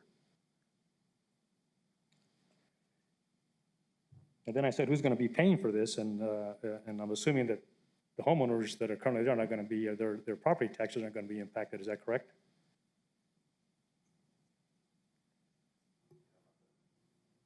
The current homeowners? Yeah, the current homeowners that currently live there. Oh, I mean, property taxes, that's all done by assessments, sir. No, I know that, but I'm just saying there's not going to be any hidden costs that are going to be passed to the current property owners. To the current property owners. On trying to pay for the subdivision, okay? And then who's going to be the POC for overseeing this project?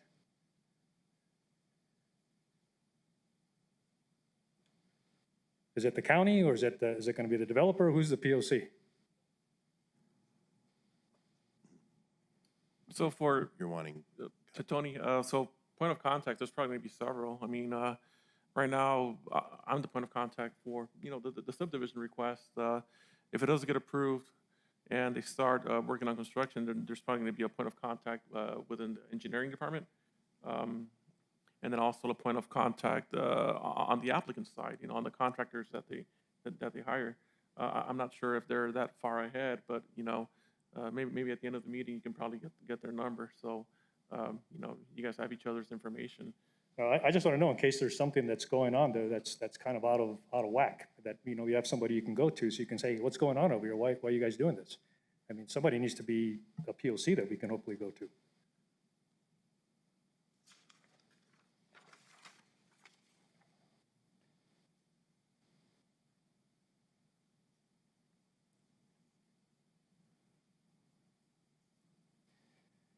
So is there any way, and I brought this up with him, with Mr. Casillas, as part of this development, there was a bunch of stimulus money that was given to the states, and some of that money was passed down to the counties. We have issues with internet connectivity there. We have slow internet. We can't even connect to infinity cable. Is there a plan to fix those issues as part of this new development? I mean, you talk to the CenturyLink guys, they say all they need is to have somebody tell them to flip the switch or do something. Or I guess the cable's already there, just a matter of somebody has to give them the go-ahead. I don't know who the IT guys are over here, but to go in there and do an assessment and fix that for us. Because if not, then we have to go get, CenturyLink is very slow, and that's what we have there. And if not, then we have to go to somebody in Silver City to get their internet. And so it's frustrating, because apparently a lot of this money was sent down to the counties to fix these issues. Yet we still have slow internet. So what's going on with that? Who can address that question? Okay, Mr. Chair, I can provide a little bit of information on that question. There is a separate initiative by the state and the county to install broadband in areas of the county where it is currently lacking. And so there is an effort which is outside of this subdivision process. Typically, the subdivision will access any utilities that are already in the area. And so they would not be looking necessarily to install new broadband. But like I said, there is a separate initiative which is ongoing currently in the county. So number one, what's that initiative? And number two, why can't we get broadband in our subdivision? We would be happy to answer those questions later. Right now, we would like to focus on this subdivision application. Well, that's part of it, so we can fix that for that subdivision to get these improvements done as they're developing it. I mean, this is the perfect time to do it.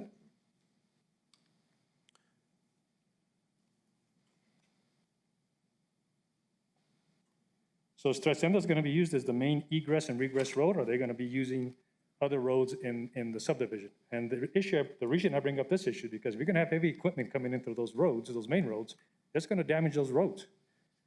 So I don't know if we can put something in place that says you guys use Tresendas, that's it. So we do see. So coming in through Chivalry and then coming down Sandy Beach Road and to access Tresendas. I mean, this road is unimproved right now.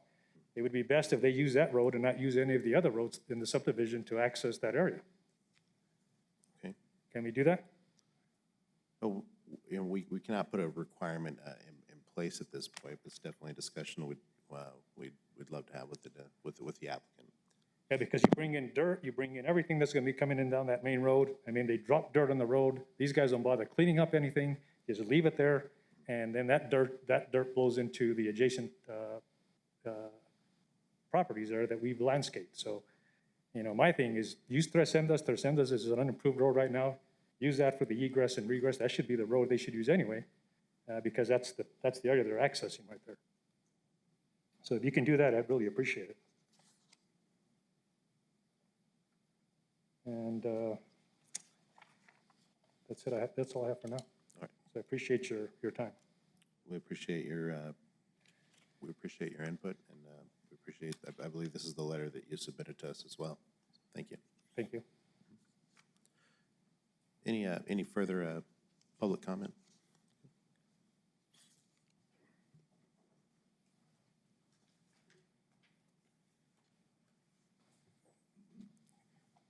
Hi, good morning. Good morning. Good morning. Eileen's going to swear you in. Please state your name and address for the record. Olivia Jensen, 1828 Chaparro Street, Las Cruces, New Mexico. Do you affirm the testimony you're about to give is the truth under penalty of law? I do, thank you. My name is Olivia Jensen. I'm the operations director for Nuestra Tierra Conservation Project. We are the adjacent landowners on the east side. Founded in 2019, the team works to ensure that deliberately historically excluded communities not only have access to the outdoors, but also have access to the public land management process. We do this through education, advocacy, and people empowerment. This parcel of land was formerly owned by Southwest Environmental Center. We took ownership over it in April of this year. Nuestra Tierra is here in support of the lot line adjustment and easement. in order to preserve the integrity of this nature preserve and this wetland that is a benefit not only to migratory bird populations and insects and native plants, but also an asset for the community to use. I want to emphasize that this is a friendly agreement between neighbors and partnerships like ours with the Cruces Equity Partners and the local community that is best illustrated by our amazing team of volunteers is another way that Nuestra Tierra is working to ensure equitable access to the outdoors for our local youth and greater Doña Ana community. Nuestra Tierra is excited about our continued partnership and is grateful for the team of dedicated volunteers that are doing the work week in and week out. We appreciate you. And I want to check in with the commissioners see if they have any questions. And if not, we can hear from Casey Hovden, another one of our staffers who has a statement written by one of our longtime volunteers who couldn't be here today. Any questions for Ms. Jensen? Okay. All right, let's keep it moving. Come on up.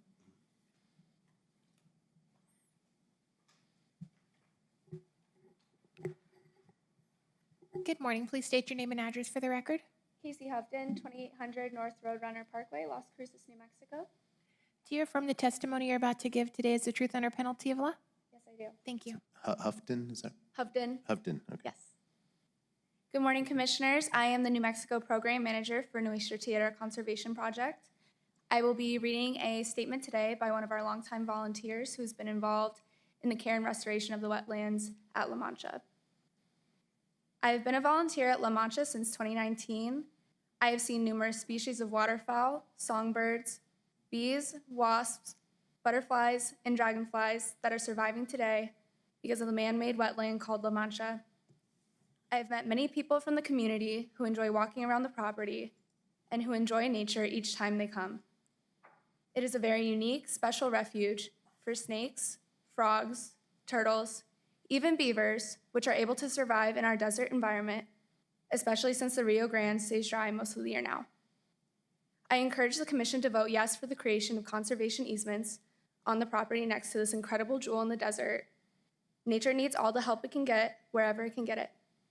Thank you for your help, David Patterson. Thank you. Thank you very much. Any additional public comment?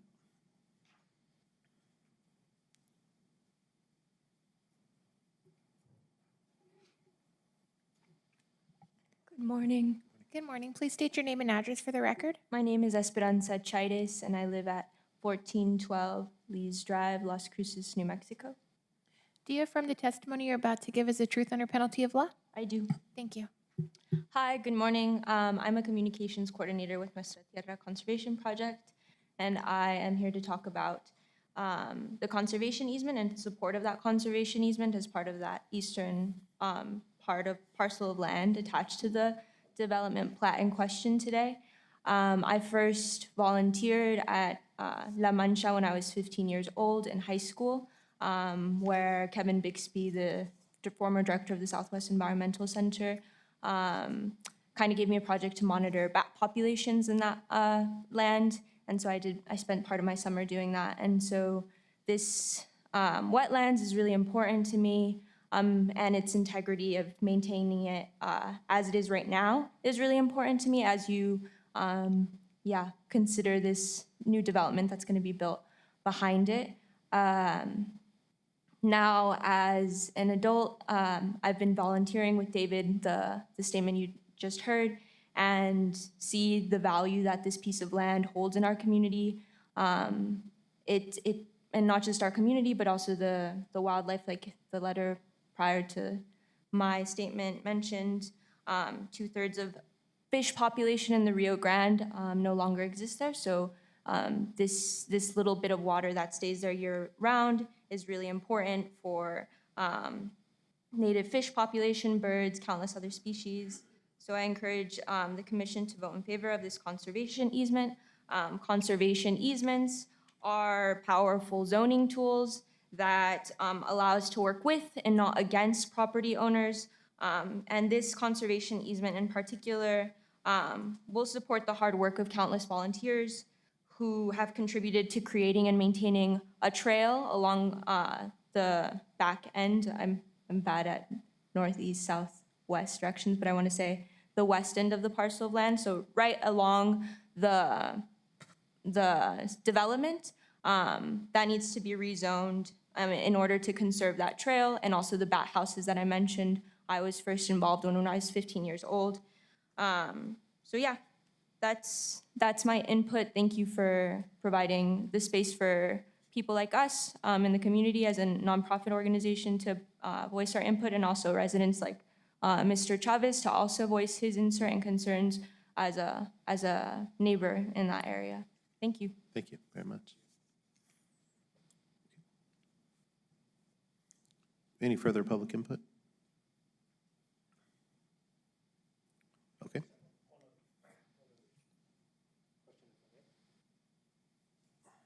The other question I was talking to Mr. Casillas about was the utilities. When they start, if this does get approved and they start putting in utilities, is that going to impact the subdivision in regards to, is our electricity going to be shut off? Is our water going to be contaminated with sand and things like that as they're putting new underground utilities in? Is that going to impact us? No, this should not have any impact on your current development, sir. What's that? No, this should not have any. Yeah, because when they start doing that, they put in the water lines, they get sediment and stuff in there, and then that stuff goes into our water lines. So I want to bring that up. Thank you. Thank you. Okay, any further input? Okay, seeing none, I'll move to commission input. Mr. Chair, I have a question for Albert. On your staff recommendation, you state something about receiving a positive opinion from the Las Cruces Public Schools. Can you, I guess I don't understand what that's about. It was just part of the conditional approval, because I haven't heard from that agency yet that the preliminary plat gets a conditional approval along with the modification request. The condition being that we receive a positive recommendation from LCPS. Okay, thanks. Does that be prior to the Board of Commissioners approval? Yes, for final plat approval, before final plat approval. Thank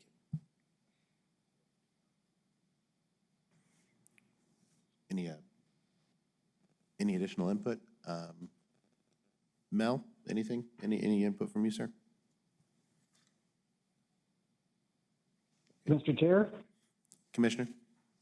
Yes, on the environmentalists that presented their cause, were these comments made in favor or opposed to the subdivision? They never did state their opinion on that. Chair Acosta, just from what I heard, I believe they were in favor of the expansion of the existing area. Okay, so they have a conservation easement on the south side of that subdivision or to the east? To the east. To the east of the subdivision. Okay, and then SHPO has already been notified of that, right? No impediments on that? That's correct. There was a positive opinion received from their office. Okay, thank you. I believe this was an agreement made between, this was an agreement worked between Live-In Consulting, and this conservation group as well. As far as I understand, that's what was when that's what you mentioned in your Yes, sir. presentation. Yes, sir. as Just well. clarifying, that would be between Cruces Equity Partners and New Estratira. I see. Between the developer and the two landowners have come together to do this lot line adjustment jointly and add that easement as well jointly. A cooperative effort. Thank you for the clarity, Mr. Lippman. Appreciate you. Okay. Does that answer your question, Mel? Yes, thank you. Okay. Okay, any further commission input? Okay.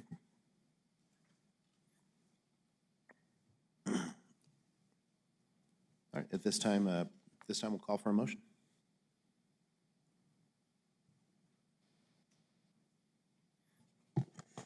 Mr. Chair, I move that, based on findings, staff recommendations, and comments today, that we approve case SD 22009, a preliminary plat approval for the Mesilla Vineyard Estates.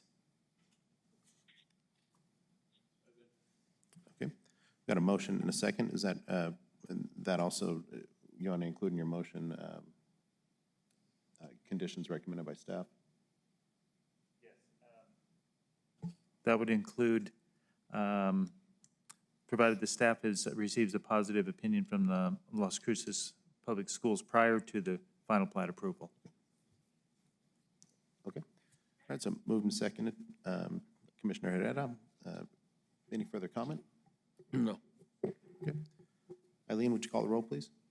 Commissioner Herrera, Yes?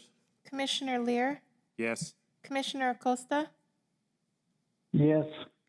Chair Montañez. Yes.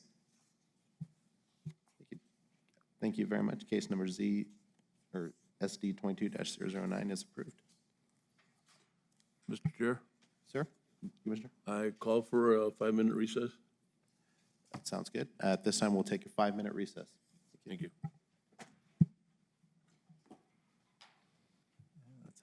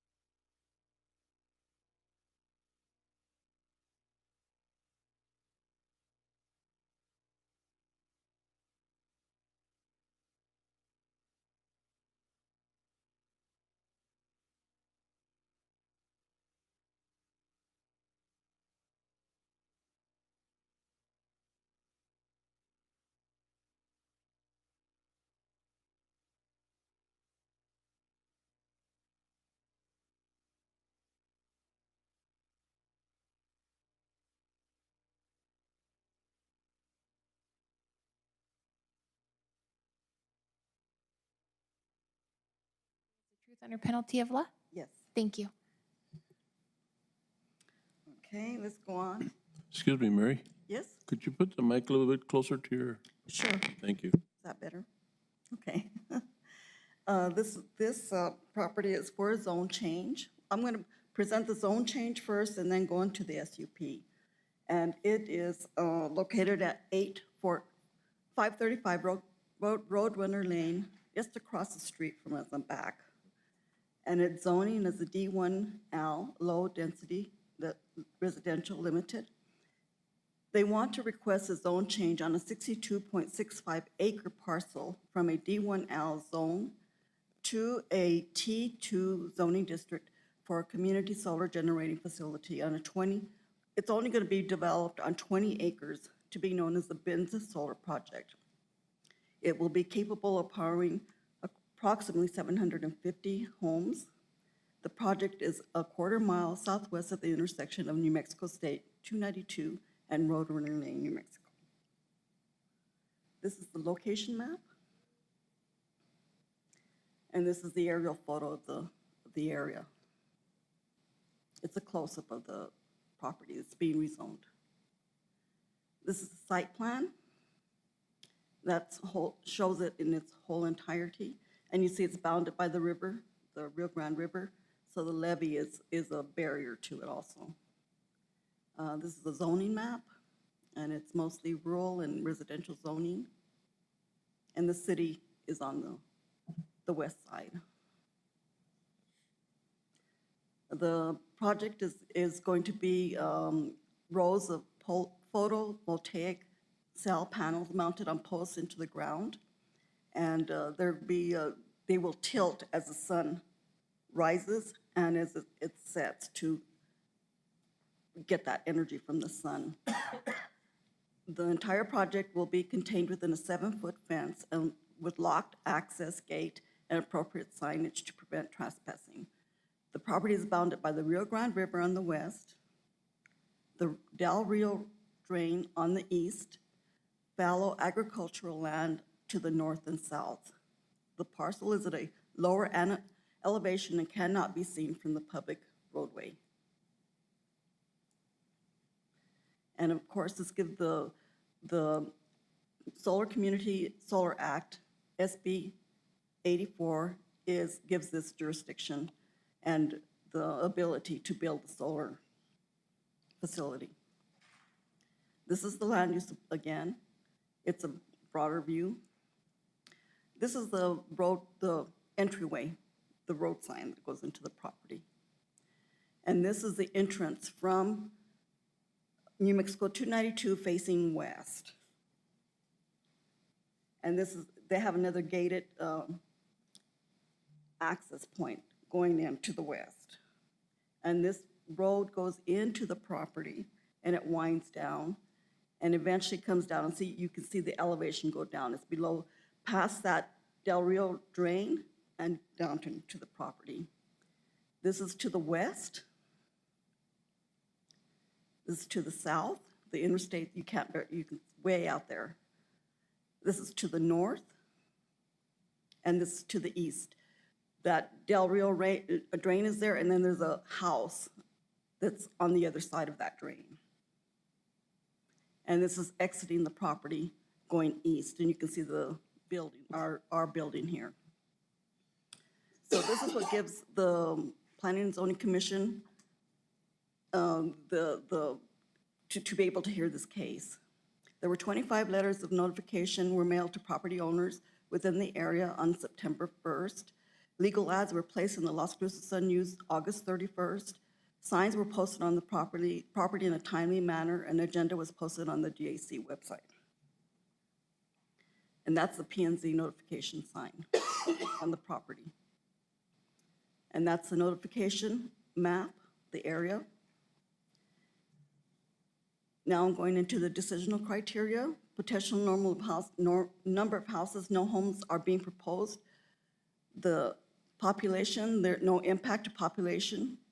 Demographics, the applicant states that there would be no large impact to demographics. Potential traffic, during construction, it will increase to 0 to 60 vehicles per day and is a temporary impact to transportation network lasting approximately 8 to 12 weeks. And then after that, maybe one vehicle per month will access the site. Need for commercial, it's not the proposed community solar project is neither commercial nor residential, and it's unstaffed. It's an unstaffed utility and will not affect existing commercial or residential activity. No water or sewer needs are required for this project. The water for construction will be trucked in with potable water. Existing infrastructure capabilities and ability of existing systems to accommodate the new development. There will be relatively little impact to the existing infrastructure capabilities except for increased electricity. There are no known environmentally sensitive areas. There's an impact in your packet that they included, and it's on page 4. The impact of proposed zoning, there is minimal impact to the community and surrounding land uses. The best practices of applicant's preventive maintenance plan is included in steps outlined with the special use permit. The cost of land, the landlord has leased and grants the tenant exclusive rights to the land for the purposes of constructing, rebuilding, upgrading, removing, and repairing a electric energy facility. The stability of the land and zoning, the proposed project would be situated on rural agricultural land located away from public areas. The property is currently zoned D1L. The T2 zone for the solar generation facility, the zone change is in line with and adjacent to properties also zoned T2. The comprehensive plan, livability principle is one of our principles for allowing this zone change. The strategy 3, prioritize infrastructure planning and investment renewable energy. Goal 6.2, make the county's economic more efficient economy. Goal G 2.2, ensure regulations support the plan requirements. Action A 2.2, upgrade codes to provide tools to support an appropriate physical structure. Under that, the green infrastructure, renewable energy, and energy are all in a part of the comprehensive plan. The Miller criteria has been addressed. The proposed zoning request meets the standards of rural environmental while addressing community affordability, infrastructure planning, and investment in renewable energy. And again, the project is bounded by the Rio Grande River and the Del Rio Drain and fallow land on both north and south. The decisional criteria, currently the only use allowing for a renewable energy facility would be a I-1 light industrial, well, all the industrial zones, and a transit zone, such as a T2 zone, and a special use permit would be appropriate for the requested land use.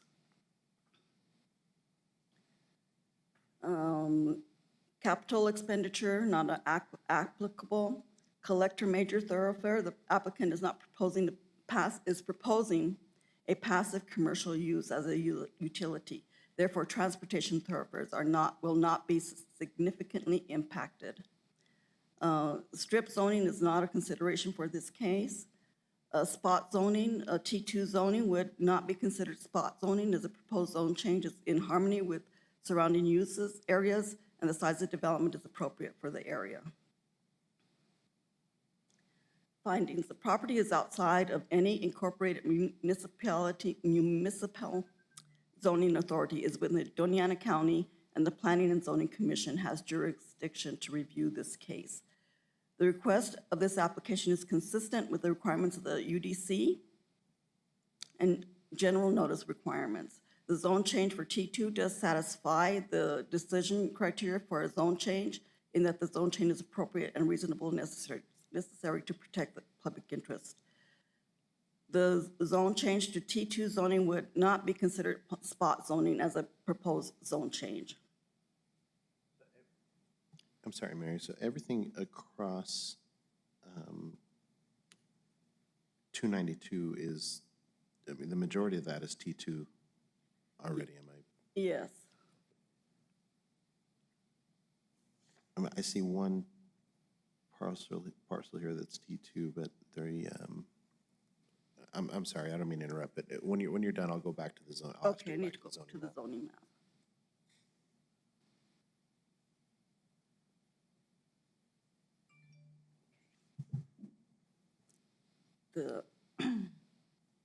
Okay, so everything that's here in the dark gray. Is city. Okay. Is the city. It's still all city, okay. So the only other T2 that we're seeing is directly across the street. There's it's across, yes, there's a T2 across the street. And well, they're all D1L is what they are, surrounding the properties. Okay. Okay. Thank you.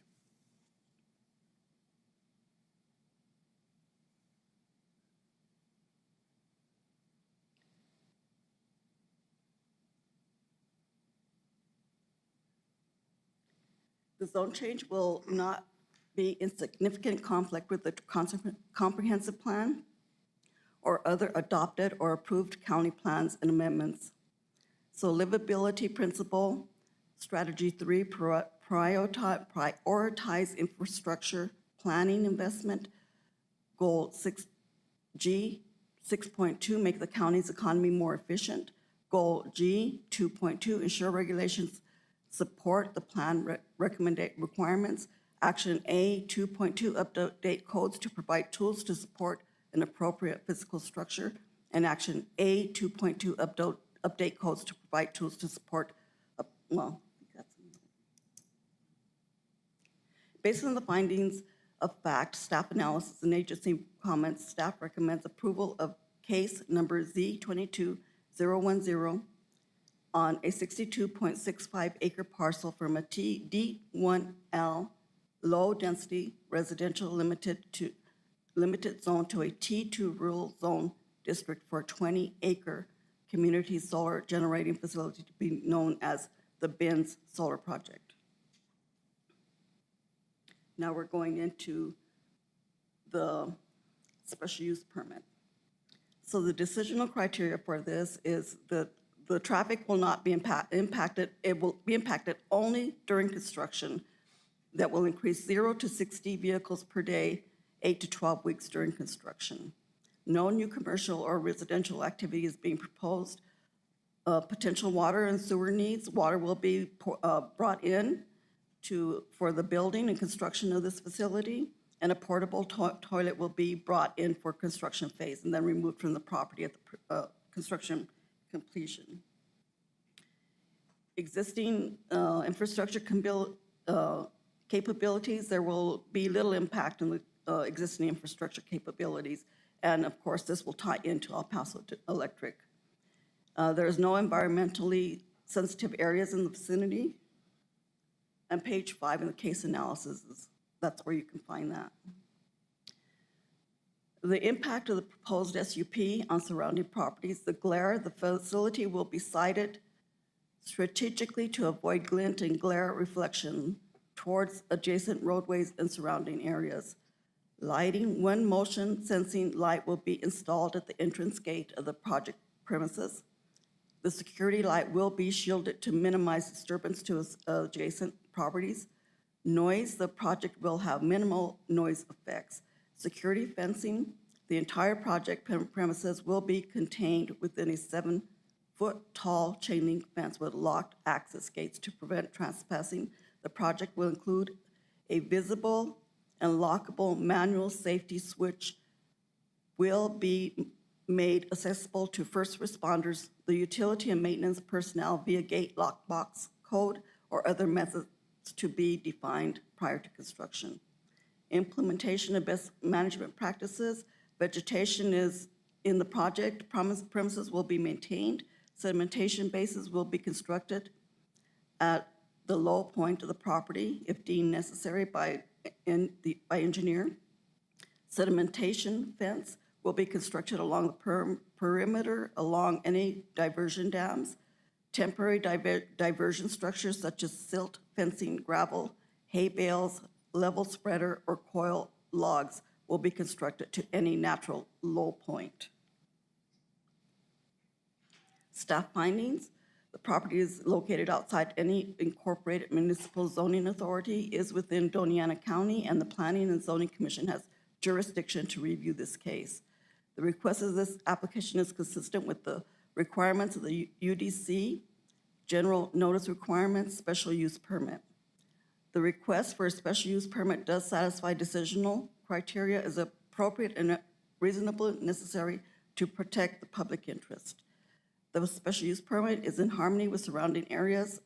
The size of the development is appropriate for the area, and there will be a benefit to the community by increasing the availability of community affordability for a solar utility, and will capitalize upon the region's solar energy resources. Based on the findings of the facts, staff analysis, and agency reviews, the applicant shall obtain approval of a zone change for case number Z22010 in order for the SUP to be approved. A solid wall or fence 6 or 8 feet high will be constructed around the perimeter of the facility, or a chain link fence. A remediation and decommissioning of the site plan shall be submitted at the time of the building permit submittal.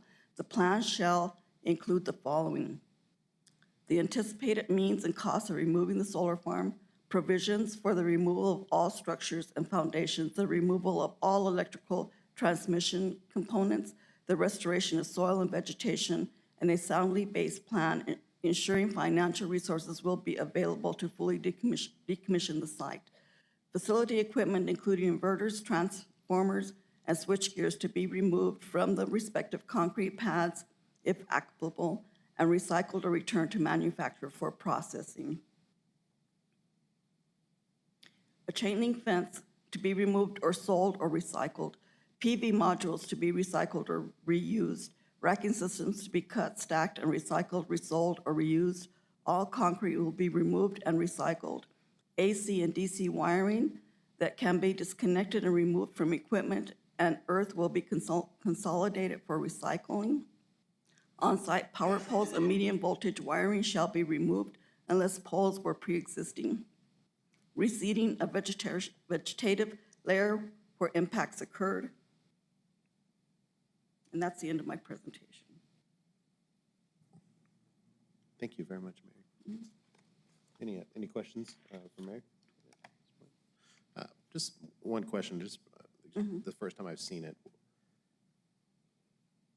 Why the reseeding of vegetative layer? Is it going to be the size of the vegetative layer that requires that, or I've never seen that as a requirement before. At this point, it's fallow agricultural land, so it would be just returned to its natural state. Thank you. That's all. Okay. This time, we'd like to hear from the applicant.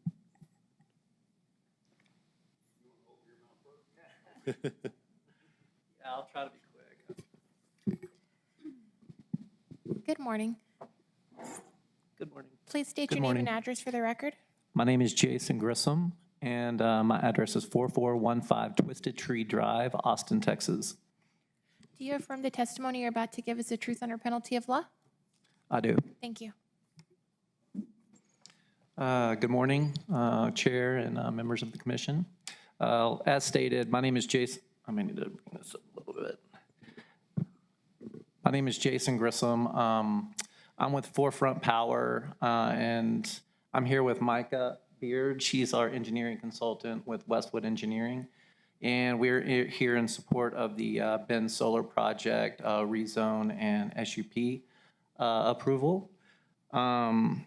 Like I said, I want to be sensitive to everybody's time. Mary did a great job going through the her presentation, and to be honest with you, my presentation's a little bit duplicative, so I'll be as quick as I can. But I did want to go through some of the aspects of Forefront Power, just who we are, who I am as a developer, some aspects of the community solar in general, and then, you know, just how excited we are about the project as it relates to the renewable goals of the state.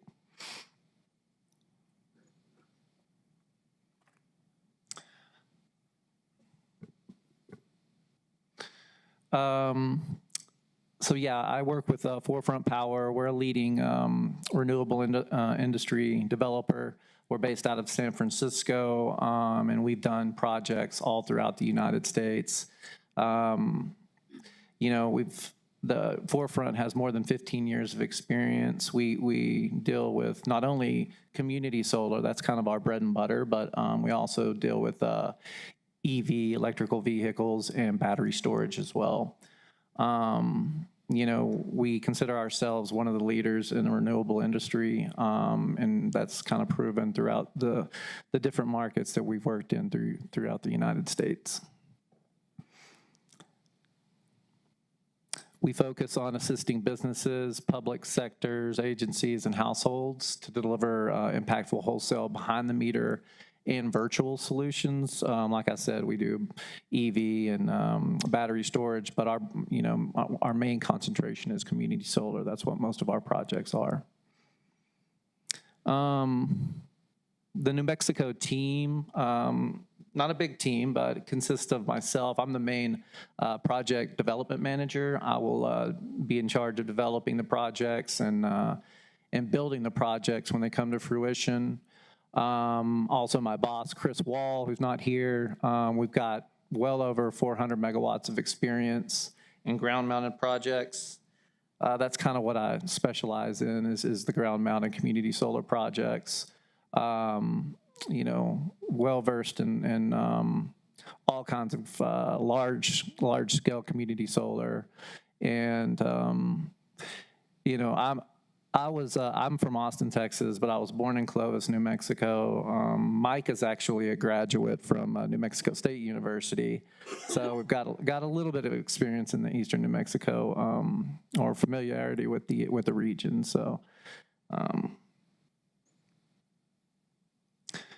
like Mary said, we've the New Mexico Community Solar Act, SB 84, passed in April of 2021.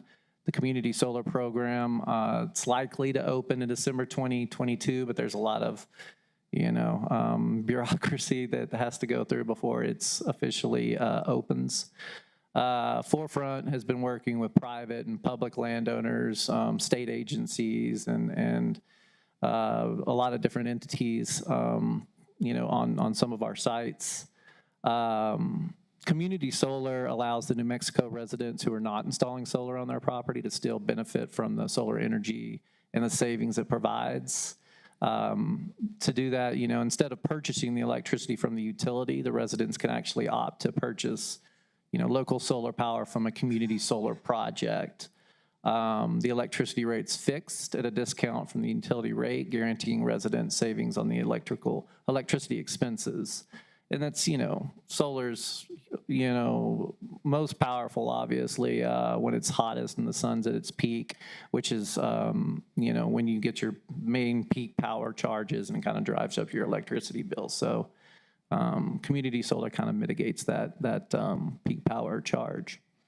We're actively permitting projects in New Mexico, and, you know, we're working with all three utilities, EPE, XL, and PNM on interconnection agreements. When we develop these projects, we always kind of want to become long-term partners with the local community. Honestly, these projects just work better if you know, we're good partners and good neighbors. You know, if the community is amenable, we can do ribbon cuttings and things like that. I mean, I actually like doing that. It gives me kind of a sense of pride on the project. But, We've done that throughout the United States. These projects typically support 30 to 40 local jobs throughout the construction process. And after the construction process, it supports 3 to 4 permanent positions from our operations and maintenance, typically electricians and just people who periodically kind of maintain our sites. Solar farms provide environmental and economic benefits. Local solar development brings economic benefits in the form of property taxes, siting fees, permitting fees, and more items like that. The revenue is typically used to improve local public infrastructure and fund public projects, so it's definitely economically beneficial. Move on to the next slide. The benefits of solar in general, obviously it reduces greenhouse gases. It benefits individuals, which I kind of touched on earlier, by lowering their electric bill. And solar farms, like I said, both environmental and economic benefits.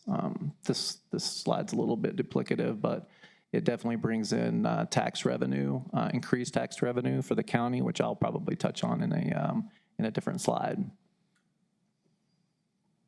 So now I'd like to move on kind of the site overview, which Mary touched on pretty extensively in her presentation, but this is a 5 megawatt solar project located 535 Roadrunner Lane.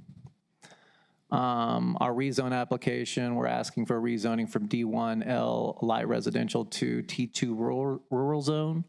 T2, is basically designed as sparsely cultivated areas, rural in nature with limited residential around them.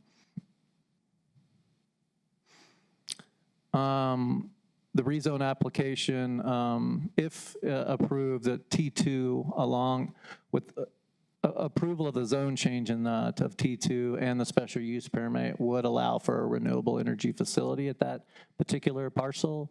And, as Mary stated, this would be consistent and go along with the 2040 comprehensive plan as it relates to increased renewable energy in the county. This is our project location, which is kind of cut in half, so there'll be 2 slides. But it's basically a 5 megawatt AC solar project on 20-acre parcel that will be fenced in. I'll go to the next slide. Like Mary stated, it's a single axis tracker, so it actually rotates throughout the day, following the sun for maximum irradiance, maximum production. This is another kind of zoomed out view of the project conceptual plan. The site access, will access the site off of Old Road 292 and Roadrunner Lane, and then, kind of snake through on some dirt, gravel roads towards the side entrance, which would be in between the levee and the western portion of our site. We'll coordinate with the New Mexico Department of Transportation on any access permit needed in that location, but for the most part, there's not going to be a lot of traffic, as Mary stated. The construction duration is going to be roughly, I would say, 4 months for a project this size. And it kind of ebbs and flows as far as the amount of people there during construction. It'll be 5 people starting out, and then it'll kind of peak at probably 20 to 25 people, and then ebb down to, probably 5 to 10 cars during the construction. And then after that, there won't be hardly any traffic impact at all. There'll be probably, 4 to 6 trips during the year from a 1-ton truck. That would be our operations and maintenance people. Now I wanted to go over any kind of commonly asked questions on solar, just to get ahead of any questions you all had. Erosion and erosion control and project runoff sometimes comes up, and we've been proactive and reached out to Michael Garza with the Donut County Flood Commission. We actually had a 30-minute meeting with them on 9/13 to discuss the project, and we discussed the fact that there's no grading on these sites. The site is ideal in the aspect, or from a topography aspect, because it's just flat, and we pick sites because of that. We don't want to do much grading, so there won't be much land disturbance, and during construction, we'll obviously strictly follow our SWIP permit that we'll get during the building permit phase to ensure no runoff negatively impacts any adjoining properties. And then after construction is complete, we do this on all projects. We'll install and get vegetated a low growth pollinator friendly seed mix. This area is a little bit different than that picture right here there, obviously. So it's going to be a Southwest specific seed mix. It'll probably take a little longer to establish, but to get our notice of termination on our SWIP permit, we have to vegetate the site, and that will reduce the runoff. Noise sometimes comes up as a concern, but these projects are really, really quiet in the grand scheme of things. I'm not going to go through the full study, but we've done studies on noise impacts on the site, and this particular site is roughly 382 feet from the Petermeyer household. I think that's to the northeast, and the loudest piece of equipment on our site is actually our inverter, which I have the specs for, and it's 65 decibels at right at the inverter. So, as noise dissipates over, when it travels, by the time it gets to the fence, if you use the noise intuition formula, it's only going to be around 17 decibels at the fence, which is basically the equivalent of rustling leaves or a whisper. So you never really hear the sites at all. I mean, they're really just kind of sitting there. Health and toxicity sometimes comes up.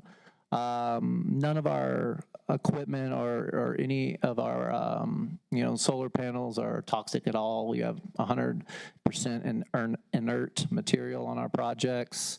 The modules are typically 3x5, 535 watt Longi modules.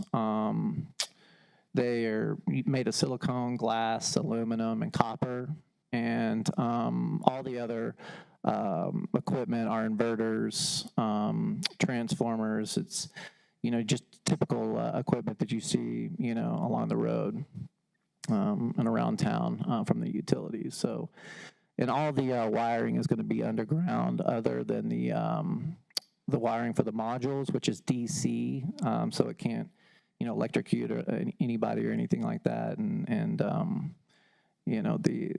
for the most part, our projects have no toxic material on any of the sites, and even if the modules break, there's no toxic material that's going to be leached into the ground or anything like that. As I kind of alluded to, there are tax benefits for the county. I'm admittedly not the subject matter expert, but we do have an internal tax manager who evaluates all of our sites and has evaluated this one. She worked with the county tax assessor, and we can confidently represent that the solar increases the land value and brings in tax revenue to the county. I don't want to go through the whole study, but basically, it's going to increase the value of the real property tax for the land $2,600 annually, meaning the tax on the 20-acre leased acreage is now $200, but will be $2,800 using the updated tax rate given the solar equipment. These next slides are just examples of solar, just to kind of show you, visually what it looks like. These are actually projects that I completed. These are in Illinois. These are recent projects, so I wanted to kind of show you what it looks like.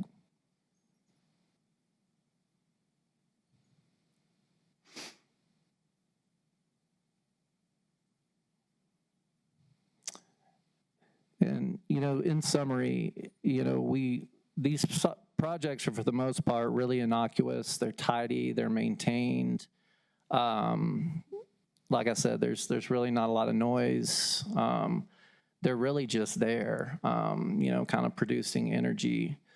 We feel really strongly that these are compliant with the comprehensive plan, compliant with the county's ordinance, and compliant with the goals of the community solar, New Mexico Community Solar Act, SB 84, and we're really excited about the project, and I know the landowner, Mr. Benz, is as well. So we appreciate your consideration, and I'll stand up for any questions. Thank you very much. That was a wonderful presentation. Mr. Grissom, thank you. No problem. Mr. Chair, I noticed in the staff recommendations, under the remediation and decommissioning of the site, there's a fairly long list of steps that need to be taken if you're going to decommission the site, which brings up the question is, what's the expected lifespan of this? The expected lifespan is 25 years for this. Okay. Is this something that would be, it would be replaced with new solar panels, or is it just would be decommissioned and go back to what it used to be? It really depends upon, we'll enter into a power purchase agreement with the utility, El Paso Electric, and it really depends on, kind of what they want to do. Most likely, it will be decommissioned and put back to its natural state. And we do the decommissioning plans on every project. It's a big deal, kind of nationwide, and they're extensive, these decommissioning plans. So, we'll give a salvage value. We'll salvage all the material, and try to get the land back to the way it is right now. And from what I understand, it actually gives the land a chance to rest and hopefully make it more productive, on down the road. Okay. Any further questions from the commission? Thank you. Thank you very much, Mr. Grissom. Thank you. Any, Appreciate it. Any further comment from public or applicants or anybody else? Mr. Benz?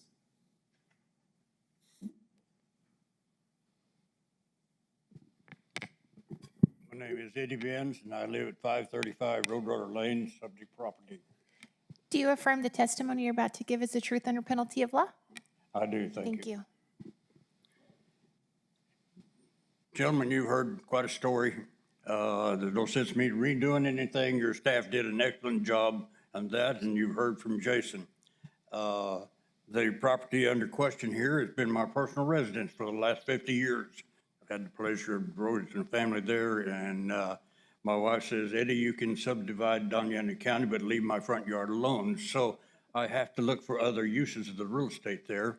And with our current pattern of the green issues and such, on the lower bench back there, which is basically out of sight, and it is a sandy bench, which is difficult to farm. And in the absence of EBID water, I can't get a good head of water to push through sandy soil and farm it in agricultural. But I'd still look for other options and such, and this is one of them. Forefront, I did some research on and visited with a number of different people that are putting these programs together. I found them to be highly capable, knowledgeable, and have the experience, and I was comfortable in establishing an agreement with them.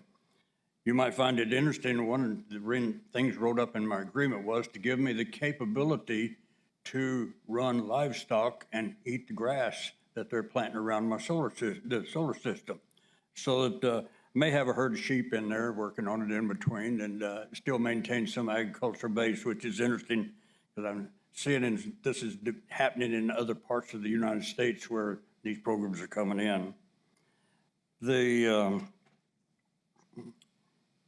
long-term benefit, obviously this facility will end up in my state, and it will be something that my family can utilize, and I think it'd be beneficial. I haven't got the details worked out of how to run the extension cord from the solar panel over to my house, but we're working on that, and it may work sooner or later, I don't know. Anyway, getting hungry just like you are. We've heard enough here this morning, and I think what we're playing with makes sense, and otherwise I wouldn't shoot myself in the foot and put something like this in my backyard. Thank you. Thank you very much, Mr. Benz. Any further comment? Okay, any commission input? Okay. Just looking at the zoning map, and I do agree with staff that this does not, I mean, there is a T2 lot that's pretty close to there, and then the incorporated parts of the city that are fairly close. There are also some, I mean, there's some zones there that are similar to the county's T2 as well, and if that was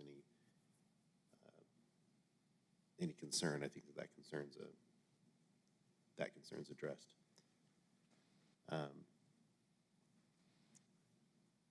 I might add a comment. The staff had made a number of recommendations, and they did a good job, and I have found those recommendations earlier and have written them in the contract so that the recommendation staff come in parallels what I've negotiated in the contract as far as usage and removal and the maintenance of it. So you might find it interesting that that has all been covered in our contracts. So all staff recommendations are already brought to your attention. That's great. Thank you. Okay. If there's no further comment, go ahead and call for a motion on each case number separately. I'll call for a motion on case number Z22-010. Mr. Chair, I'd like to make a motion based on findings of fact, staff analysis, and comments to approve case number Z22010, which is a zone change on a 62.65 acre parcel from D1L to T2 to allow construction of a 20-acre solar generating facility to be known as Bin Solar Project. Motion's been made and second. If there's no other comment, Eileen, would you call the roll, please? Commissioner Herrera? Yes. Commissioner Lear? Yes. Commissioner Acosta? Yes. Chair Montañez? Yes. Okay. This time, the chair calls for a motion on case number SU22-024. Mr. Chair, I'll make the motion.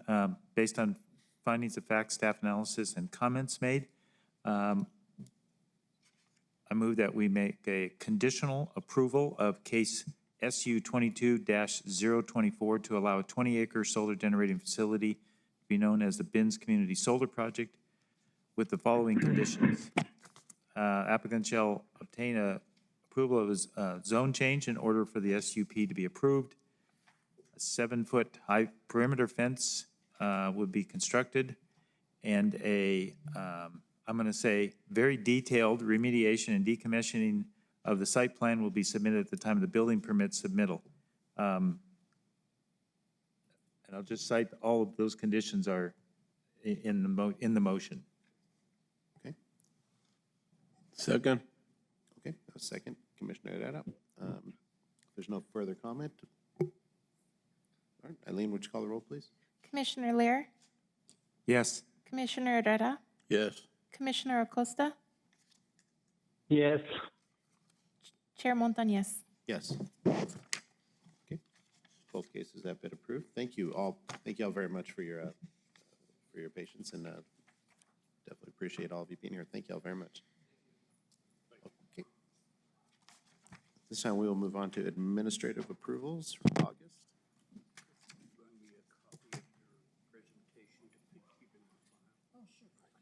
Will, can we get the building permit map?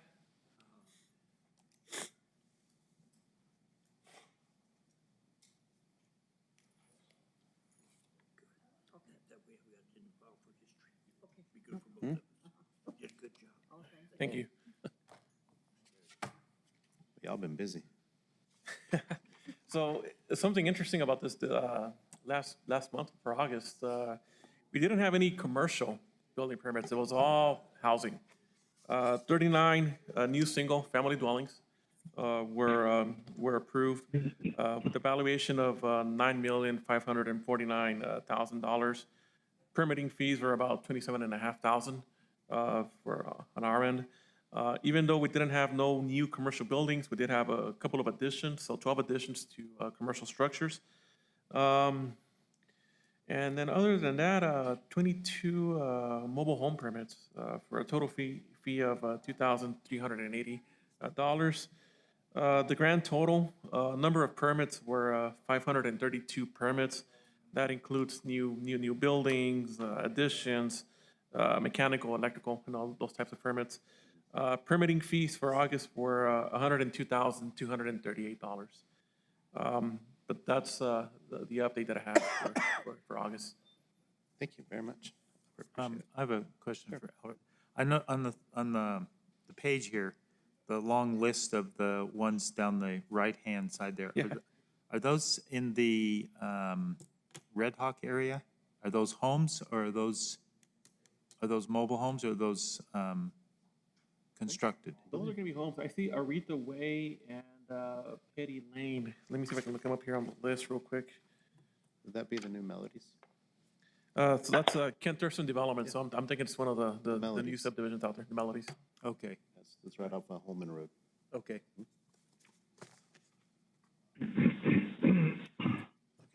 Thank you. Any commission input? Any staff input? Any news from staff? Somebody get promoted? Mr. Chair, no news today, but hopefully we'll have some news next time. Okay, great. Okay, any further input from the commission? Thank you all very much for, Chair, I don't think we have a meeting, the first meeting of October, but the 27th will probably be a little packed, so okay. make sure to, schedule your appointments accordingly. Okay. And Somebody bringing lunch that day or? hopefully, Yeah. Just kidding. maybe our director will find something. We appreciate everybody's patience through this. I know we had a Well, little bit of a delay. We do appreciate it. Commissioner? Thank you. Albert, I hope you were not referring to me. Commissioner Acosta, thanks for making the time to attend. I mean, Well, it was a quick trip going out, and then told the doctor, hey, get going here, because I got a meeting to go to. So anyway, thank you very much for allowing me to attend, I guess virtually. Thank you. yeah, no, thank you, Commissioner. And by the way, Albert, I was going to ask you, does anybody have a feel on the census data countywide? It seems like a lot of people are coming in to the county. I'm not sure. Do you know anything about that? About population increase? Yeah. I don't think the census has released any new estimates, but I can check their website and let you know if there's been any growth. And then if you can give us an update on Crua again, interesting area, and hopefully they would service that area as best as we can. I don't have another update at this point, but I'll reiterate what I said last time. We are working on a solution so that we can implement the UDC there, and those discussions are ongoing.